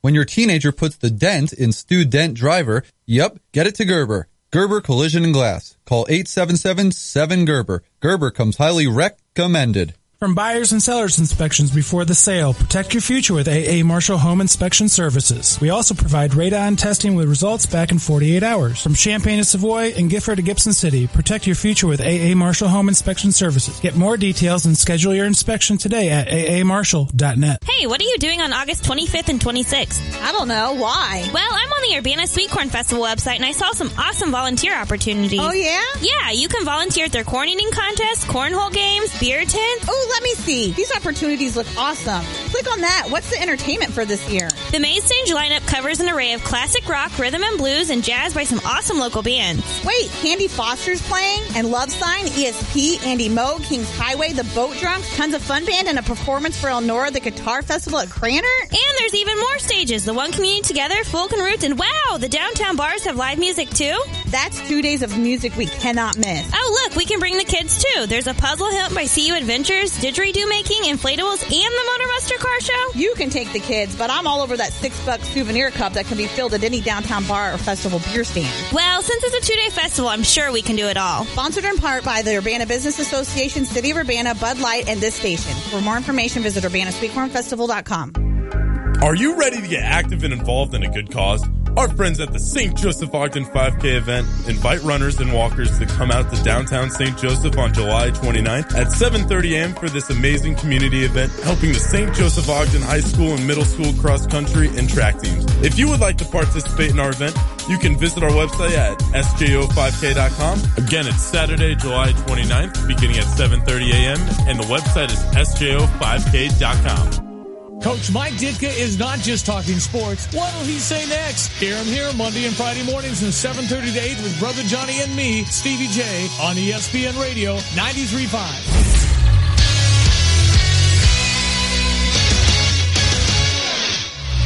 Hello, I'm Austin Berkman with the 5:30 Sports Center update presented by State Farm agent John Kaywood. At State Farm and Home and Auto work as a team, you score time and money. Call State Farm agent John Kaywood at 217-367-1105 today. Yesterday was Big Ten Media Day in Lovey. Austin, how does bacon sound right now? That's or a steak. What are you doing? Harry, you need to just send him food pictures because he's hungry. All right, go ahead. I'm sorry. Go. My bad. That was... okay. Yesterday was Big Ten Media Day, and Lovey took the stage to chat about some of the overarching themes of the program. Lovey talked also about the expectations for year two. We didn't win enough football games, and just don't feel like it's hard to play the type of ball that you envision us eventually playing. Offensively, got to score more points. Simple as that. I mentioned defense, we have to take the ball away. Something as basic as that. Certain brand of ball. We always want to play harder, more exciting football, and just find a way to win football games. He's showing me pictures of lasagna right now. A lot of lasagna. Lasagna! Everyone's cooking lasagna. Last night, the Cardinals took on the 58-43 Colorado Rockies from Busch, and then won 8-2. Gritchick, Martinez, and Pham all homered in the game. Tonight, it's John Gray for Colorado taking on Cardinal trade piece Lance Lynn. Dexter Fowler to the DL. Harrison Bader is in the lineup in his first game for the Cardinals. 2 home runs. And the Cubs won tonight against the White Sox. And I can say tonight because that game lasted like 4.5 hours. It was a long game. Thank you, Austin. Harry is just battering him with lasagna and other pictures. I love it. Hey, this weekend the Cardinals host the Diamondbacks. This weekend, we have great promotions, including a 1967 World Series trophy. How about that? An adult replica 1919 jersey and kids' pocket T-shirts. Do we really want to encourage kids to wear pocket T-shirts? Are those hot right now? I don't know. Are those a thing now? I don't know. Gene's dad wears them all. He will not wear a shirt that does not have a pocket in it. Got to get your calculator in there. Yeah, I guess. Pens. Yeah, you got to have all that. Get your tickets now. You can do that at cardinals.com/promotion. So we even put it on our Facebook page. There'll be a major announcement. Thursday, 5 p.m. here on the Tay and J Show. This is not one of those major announcements that's not really anything big, or it's not like it's major. I'm having another kid or anything like that. No. That's not what we're announcing. This will Wi-Fi change today the show. for the first time in my life. Yeah. Now that's a major announcement, but that's not this major. Yeah. Right. So. Yeah. I'm going to eat a peanut. That's a pretty big deal, though, in your life. That is big, man. I don't know what's a bigger change in your life, Wi-Fi at home or what we're announcing on Thursday. That's a good question. That's up for debate. That's a very I'm just saying your personal life. I know. Well, I texted you and Carp today, and I said, I have Wi-Fi in my house for the first time ever. And you were like, welcome to 2008. That's right. But some guesses on our Facebook page. Jeremy being called up to the mothership. Oh, okay. That'd be interesting. Charlie said Ken Cunningham, our producer, program director, being added as a co-host to talk sports. He did do the first week ever. Somebody said, Brian said, wonder if they're adding another show to the network. Oh. Maybe the 200 level becomes a permanent show. Ah. That's interesting. That is pretty And Bradley said, lackey to the pen. That is our big news. Well, that's probably not a bad idea. And if you're a Cubs fan, I think you would all agree with that. All right, it's time to get to the Jupiters of the Crossing phone line, talk a little hoops recruiting, in-state recruiting with Scott Burgess, prephoopsillinois.com. How's the July evaluation period treating you, Scott? It's going well. 2 down, 2 busy, long 5-day weeks. Getting ready to leave for Kansas City here in the morning for week number 3. How does the diet work out on these trips? Is it just a lot of late-night pizza or what? No, it's actually a lot of hospitality room. Got it. I was up in Milwaukee at the NY to LA events up there, and they actually have really good hospitality spreads. So it was pretty good up there. Well, Scott, what's the biggest storyline so far, emerging storyline that you've seen through 2 evaluation periods this month? I just think, for me, probably the biggest in-state stock riser so far is Zion Griffin from Hinsdale South. Played really well in the first evaluation period and then lit it up the second period playing with Hoopers Basketball Club. Went head-to-head out in Kansas City at the Hardwood Classic against 2 EYBL teams, dropped 42 points against Howard Pulley's EYBL team, and then 31 against another highly ranked Nike team. So I think that's probably one of the biggest storylines from an in-state perspective that we're following. Saw him quite a bit in the spring, and then looking forward to seeing him again this weekend. And just tracking all the guys overall. Nothing really specific has stood out. Guys are slightly moving up and down as far as their recruitments. And then also it's fun in July, obviously, to see what schools are really making guys priorities, with it being, where college coaches can be out, who's at every game, and kind of seeing, okay, these are the schools that are really making these guys a priority. Yeah, I've seen a lot about the Zion Griffin. Is he a high major kind of prospect, a wing player, and who do you think is going to start coming in on that recruitment? Right. He was a guy, actually, I first saw him last year at Christmas time at the York Christmas tournament, and at Hinsdale South, which is where Barrett Benson, the Northwestern recruit, went to. He was playing center at 6'6", so they kind of pigeonholed him in that kind of a spot. But then the more you got to see him this spring on the circuit, he's really super athletic, can slash to the hoop. He's a good shooter, and my concern coming out of the spring with him was he would hit a couple threes, but then he'd fall in love with it and forget, I'm the best athlete on the floor. Why don't I just go attack the hoop every time? But from what I was told, the first 2 weeks he actually shot it pretty consistently from 3 and also mixed in the drive. As far as being a high major player, I had him graded out as a mid-major out of the spring, but from the way he's playing and against the competition he's going against, it looks like he could be trending in that direction. Scott, it took me a couple of years to realize I was the best player on the court as well. And then I just said, that's it. I'm taking it to the hoop. Follow Scott Burgess on Twitter at Scotty B. Scout. All right, I want to ask you about another big guy, George Condit. How about a scouting report on George Condit? Sure, yeah. George is a player that not a lot of people know about. Plays at Corliss High School, which isn't necessarily a high school basketball powerhouse, obviously, in Illinois. Team RWA on the circuit. A guy that, really emerged late in the spring. Not a lot of schools even saw him play, even just a couple months ago in the spring evaluation period. He's a long, rangy, 6'9", power forward. You could even say he's maybe a face-up center with his size and length. But he likes to be able to use his skill level, handle the ball a little bit, get out in transition, run, and be a shot-blocking presence. Those are some of the things he does well. I think the biggest thing he's going to have to work on getting at the next level is the strength component. He's not very strong at this point. And just being consistent throughout game in and game out, I think that's the biggest thing with him at this point. Yeah, Illinois obviously is offered. It seems like other high majors are starting to come aboard as well. And then Illinois offers another in-state big man, Tamel Pearson, who seems like a very different player than George Condit. What's the scout on Tamel Pearson? Yeah, Tamel's the guy that Ryan Easterling and I obviously worked with you at the Illini Scout side. quite a bit. Really liked the progress that he had made from his junior year into the spring, as far as he was playing with a higher activity level, a better motor, and he really had a strong June and continued that, or strong spring and continued that into June with his high school team at Morgan Park. He's an energy big man, rebounds well, and from what I was told down at Peach Jam, he lit it up. You know, he had some very impressive games down there. That's when several high majors jumped in, the Illini, Washington State, Oklahoma State had previously offered. I think, honestly, for me, I think he'd probably be better suited as a mid-major. Some of those mid-majors pursuing him are like a UIC, Wisconsin, Milwaukee, SIU, Missouri State. I think he'd probably fit better at that level. I think if he goes to a high major, he's going to be a guy you're going to have to develop over a few years. But if he went to a mid-major, I think he could come in and make more of an impact right away. Yeah, Scott, it always feels like there's not enough big men for the high major level. So what's that line? Because obviously you got to take maybe some more projects, some more risk at the big man position, don't you?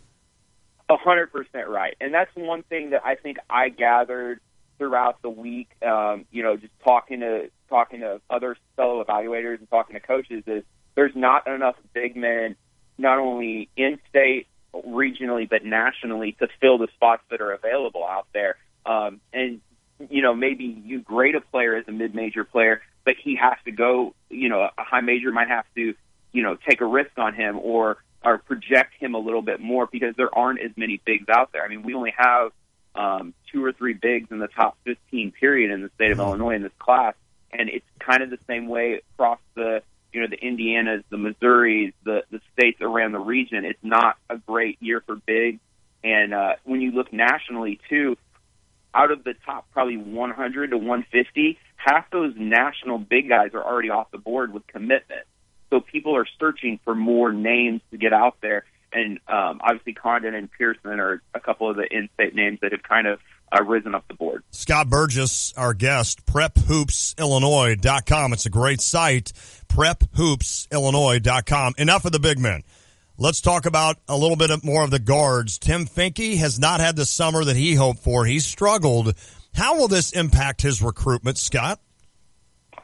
Yeah, I'll be honest, I haven't seen them this July. They played down at Peach Jam. I wasn't there, and then they did not play last weekend. But the buzz that I heard from people that were at Peach Jam, coaches, fans, other evaluators, is he didn't have the greatest Peach Jam. He didn't shoot it necessarily well.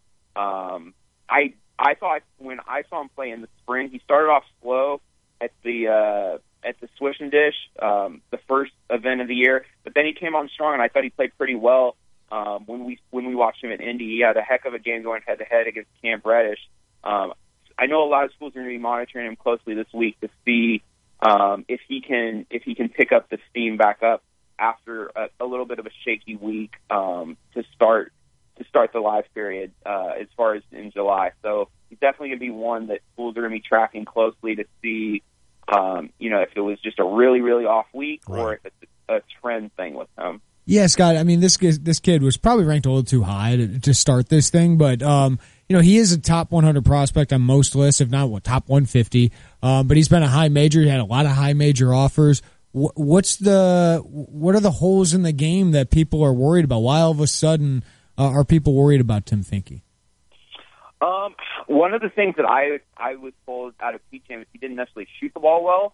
I think that's one of the supposed strengths of his game. Sure. And I mean, obviously at the next level, he's going to have to be a guy that moves well without the ball. That's one of his biggest strengths, his passing and ability to shoot. If you take away his shooting, that's going to be a big minus in his game. So I think that's one of the aspects that coaches are going to be looking for this final period to see how well he shoots the ball out in Vegas. Scott Burgess, prephoopsillinois.com. Follow him on Twitter at ScottyBScout. On the other side, Taylor Horton-Tucker is gaining a lot of steam as a prospect. Just added a Michigan State offer. What do you think of his game, and what does that offer mean for his recruitment? Yeah, big THT fan. I've followed this kid ever since he was, even before high school. I mean, the first time I ever saw Taylor, he came down to Fab Frost Camp in Atlanta. Coach Rob Smith told me this kid's going to be really good, and he showed up, and he was this, 5'10" pudgy kid that all he could really do is shoot. And I'm like, this is supposed to be the next big thing out of Simeon. And he's really grown and evolved over the last few years. Obviously grown physically. His body's thinned out. He's in the best shape of his career, and he lit it up down in St. Louis. We had one of our writers, Steve Farham, down there, and he said it was one of the best performances he's seen in a couple years when he went head-to-head. He's with Team Rose now on the circuit, and he went head-to-head against Bradville Elite, which features, Darius Garland. He went head-to-head with Jericho Helms, who's an Illini recruit out of Chaminade, and he lit him up for 32 points. It was one of the more impressive performances that we've heard about this spring from Taylor. As far as the recruitment, Michigan State's a big one for him. It's a school that he's always looked at growing up. Michigan State's going to try to sell him on being that Draymond Green type player. He's kind of in a little bit of a similar player to Draymond as far as, he's a positionless guy that doesn't really fit a specific mold, but can do a lot of different things out there on the floor. Very skilled and crafty wing. I actually talked to him just last night. We were just kind of texting back and forth, and he told me he wants to make it clear that, that no school is necessarily in the lead right now for him, and also that he's still open to other schools. He took kind of a visit tour in June, went obviously visited Illinois, Northwestern, SLU, Xavier, Ohio State, Purdue, several other schools. So I think that puts him kind of in a position where out of maybe the top three with him and Io and Finke, he could be the first of those three in a position to make a decision because he's already seen all the schools he needs to see. So unless he gets, a West Coast school that he's really interested in offers or an East Coast school, I think you could maybe see a decision coming from him the first out of the top three kids. You can follow Scout on Twitter at Scotty B. Scout, you mentioned Io. How is he progressing as a player? It seems like he's had some really solid games this summer. And what do you make of his recruitment? Right. Saw him up in Milwaukee this past week. They played a couple showcase games. He was very impressive. Came right out strong in both games, attacking the basket. He's one of the best layup makers I've seen in high school basketball in a long time. He's kind of got that, as far as, everyone says in the NBA, Kyrie Irving's the best layup maker, where he can just make these incredible shots at the rim. Io's very much like that. He just attacks the rim and has a feel for making those shots. The jump shot's a work in progress. I think that's the weakness in his game as far as from some of those maybe big, high major blue blood type schools come calling on him other than Kansas so far. But what I was really impressed with what he did up there was passing the ball. It was probably the best I've ever seen him just as a distributor. He really got others involved, made crisp decisions in both the half court and transition. Thought he did a very good job of that. As far as the recruitment, I'm seeing this lineup as pretty much an Illinois, Xavier, Kansas battle. I can't imagine at this point any other school, unless it would be one of those blue bloods getting involved. The Illini got the only visit in June, but I think he'll definitely be taking some official visits before then. As far as Kansas goes, I think they're kind of, looking from the outside in right now, but I think they also have Dodson and Quentin Grimes, the guard out of Texas, that they've been on him those guys a little bit longer, so they could be in position to land those guys before Io. Mm-hmm. But Xavier and Illinois are really going back and forth on this one right now. 2019, it's got some interesting prospects in the state, including Francis Okoro, who's just a man-child. But when it comes to basketball players, it seems like E.J. Liddell is starting to run away, and that he could actually give Dosunmu maybe a run for Mr. Basketball this year. I mean, do you have a comp? We always try to do these comps, Scott, right, of what these players are. But E.J. Liddell, might not be the longest guy, might not be the freakiest athlete, or might be an undersized 4, whatever it is, but he just seems to be a great player. Yeah, he really is. I got to see him for 4 consecutive days at Nike Elite 100 in June, and going up against some of the best bigs in the country. And in this particular year, we had some just enormous dudes, Isaiah Stewart, and just like guys that are just physically imposing. And he's not going to physically impress you like that. One of the things I was impressed with when we did measurements when he came in, he measured in at, I think, 6'6.5" without shoes, which means he's a legit 6'7". And the development in his face-up game really showed. He was able to consistently hit a mid-range jump shot, the skills emerging as far as being able to handle it a little bit better, and he's becoming just an absolute beast on the offensive glass. One of the things I like in power forward is being able to get on the offensive glass for second chance points. He's really been able to do that this spring with Brad Beal, and I saw it at the Elite 100 camp, and from what I heard down at Peacham, he did it there too. As far as his recruitment, I think the Illini have put themselves in a good position early. They've really made him feel like a priority in-state recruit, but it is still pretty early in the process. Kansas State, Marquette, there's some other Midwest schools, Iowa State. There's some of the other schools that are in the mix early in the process. Scott Burgess, great stuff, buddy. PrepHoopsIllinois.com. Follow him on Twitter at ScottyBScout. Great stuff, Scott. Thank you.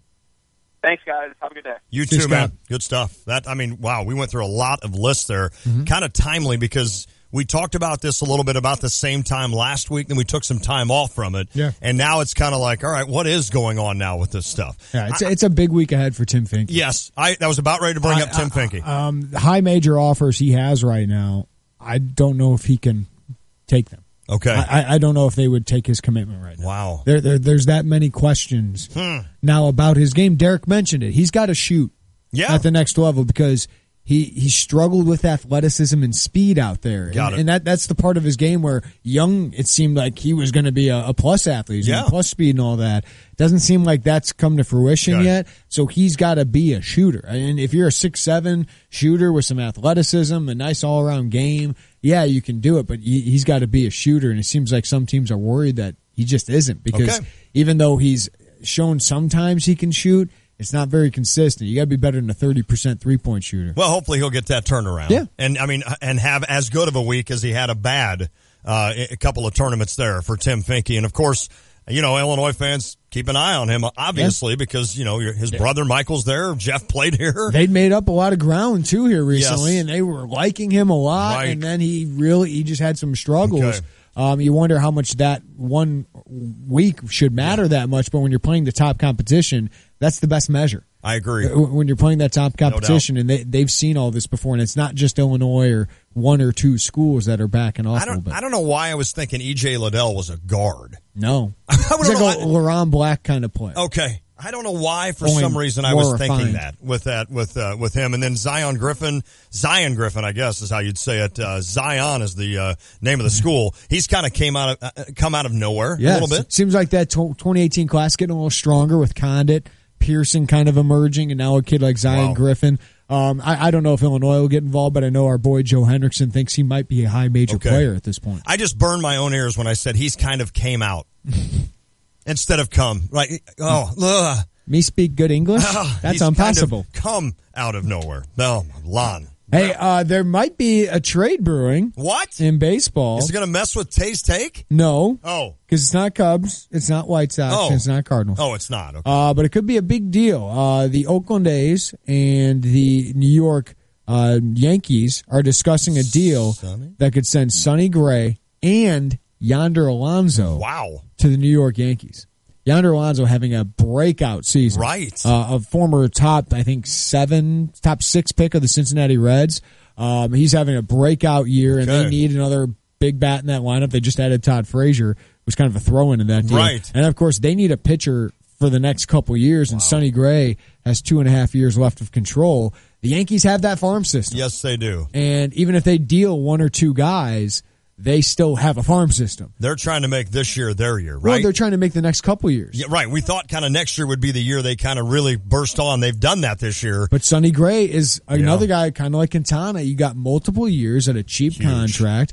That's good for the Yankees. They need pitching because Tanaka is just terrible. Yeah, he is. Right now. But it sounds like they want one of their outfield prospects, the A's, and the Yankees have a bunch of outfield prospects and a bunch of young outfielders. All right, when we come back, Tay's Take. If you want to get a late question in, you can text that to the Chief Bauer text line, 359-2255, or you can tweet that to Jeremy Warner at JWarnerScout. Tay and J Show. You've heard me doing my hobby. Roll 'em up! Warner Rap, go! I I also have a real job as co-owner of 2 insurance agencies with more than 50 years of service to Central Illinois. Hey, it's Lon Tay, and I'm excited to do business with you. For a free business, auto, home, or life insurance quote, call me at 832-2411. Partnering with Pekin Insurance, you're guaranteed to receive a competitive quote. Going beyond the expected with Pekin Insurance and the Hillard Agency. Call 832-2411. Summerbration. Summerbration. It's a funny word that combines summer and celebration into one, and it's a key component of the Honda Summerbration sales event. But it's not limited to nor exclusive to it. For example, feel free to say, I'm celebrating my friend's birthday with a picnic in the park, or sweet jacuzzi, let's all suit up and summerate together. So, while we meet certain well-qualified buyers can say, I got 0.9% APR at the Honda Summerbration sales event on a 2017 Honda Accord from KBB.com's best value brand. Please, feel free to use Summerbration as you see fit. Liberally. All summer long. There's a Summerbration happening at your Honda dealer, so hurry in today. Visit your local Central Illinois Honda dealers today. Based on 2017 Brand Image Awards from Kelley Blue Book, visit KBB.com for information. APR financing offers available for well-qualified buyers. See dealer for financing details. Out of town or just out of time? With Busey's Mobile Deposit, you can skip the line and deposit checks whenever you want, wherever you are. It's as easy as sign, snap, and send. Visit Busey.com for details. Or download the Busey mobile app for smartphones and tablets to securely access your account when it's convenient for you. Busey, your dream, our promise. Member FDIC, Equal Housing Lender. Life is full of twists and turns. You can't see the unknown, but you can certainly prepare for it. Pekin Life Insurance Company offers a variety of term and whole life insurance policies that are designed to meet the needs of individuals and their families. Options include transitional life, universal life, preferred whole life, family term life, and many others. Visit PekinInsurance.com or ask your local Pekin Insurance agent about an affordable, beyond the expected life insurance policy that's right for you. We alarm our houses and we alarm our cars. But when it comes to your personal information, it can be tough to know when something isn't right. That's where Discover Card can help. Now, we'll send you an alert if we find your Social Security number on any one of thousands of risky websites. And this service is free for card members. Just sign up online. It's our way of looking out for you, not just your account. Learn more at discover.com/free alerts. Limitations apply. Game Day Spirit, the official fan store of the Fighting Illini at 1422 South Neal Street, is officially closed. In the meantime, continue to get all your Fighting Illini needs online at GameDaySpirit.com or at the fan store on the corner of 6th and Green in the heart of Campus Town. There you can find their large selection of BOGO tees. New to the BOGO deal is the flexibility to mix and match youth sizes with adult sizes. Want to be the first to hear about Game Day's deals and promotions? Follow them on Facebook, Twitter, or Instagram by searching at Game Day Spirit. And you stay up to date on officially licensed Fighting Illini gear from the official fan store of the Fighting Illini. I'm Chris Drummond, owner of Drummond Carpet and Upholstery Cleaning. Since 2006, we've provided the best professional carpet cleaning in the Champaign-Urbana area. At Drummond Carpet and Upholstery Cleaning, we use the Rotovac carpet restoration system to assure the best carpet and upholstery cleaning service. For just $99, we offer carpet cleaning for 3 rooms or 4 rooms at $29.95 per room. Google Drummond Carpet Cleaning and see what our customers have been saying, or call for a free estimate at 217-722-3663. Drummond Carpet and Upholstery Cleaning. If we didn't clean it, it isn't clean. Are you looking for a new home or planning to refinance your existing home? Hi, this is Todd Durakan from First Federal Savings Bank of Champaign-Urbana, getting you and your home faster with loan closings in 30 days, mortgage loans and refinancing that's fast, friendly, and local. We invite you to visit our experienced team of mortgage experts to find out how First Federal Savings Bank can help you with your loan closing in 30 days. For more information, visit 356bank.com. First Federal Savings Bank of Champaign-Urbana. Get what you want out of life. Member FDIC, Equal Housing Lender. Napa know-how. Any car brave enough to withstand a decade's worth of multi-state family voyages is worth treating to some quality parts and Napa know-how. Coolant for the Death Valley trip, wiper blades for the Pacific Northwest, air fresheners for the Southwest chili cook-off. Yeah, with some quality parts and a little Napa know-how, you can keep your road warrior running longer, stronger, for many more vacations to come. That's Napa know-how. Napa know-how. If you really want to enjoy life's celebrations, you need to call Rosati's Pizza for their comfortable catering package for 10 for just $92.35. Rosati's will serve you, along with your friends, families, and coworkers, a delicious lunch or dinner for under $100. Feed them all with Italian beef, pasta, salad, and garlic bread. It's all about good food at Rosati's. Having a party, picnic, hosting a celebration? Call Rosati's for their comfortable catering package for 10. Rosati's Pizza, 701 South Gregory in Urbana, or call 328-2334. This is Rob Meyer with Provident Financial Group. What will you do during the next market correction? At Provident, we believe a sound financial plan is the surest way to avoid panic during market volatility. Contact us today to put a plan in place for you. Securities and advisory services offered through Commonwealth Financial Network. Find us online at ProvidentFinancialGroupLLC.com. Provident, partnerships built on trust. Member FINRA SIPC, a registered investment advisor. When you're heading home, Tay and J are on your way talking sports. Weekday afternoons 3 to 6 here on ESPN Radio 93.5. Yes! What you feeling, huh? What's on your mind, huh? I think I have too much information stored in my brain. It's an interesting theory. Let me just close this conversation by saying you are one unique individual.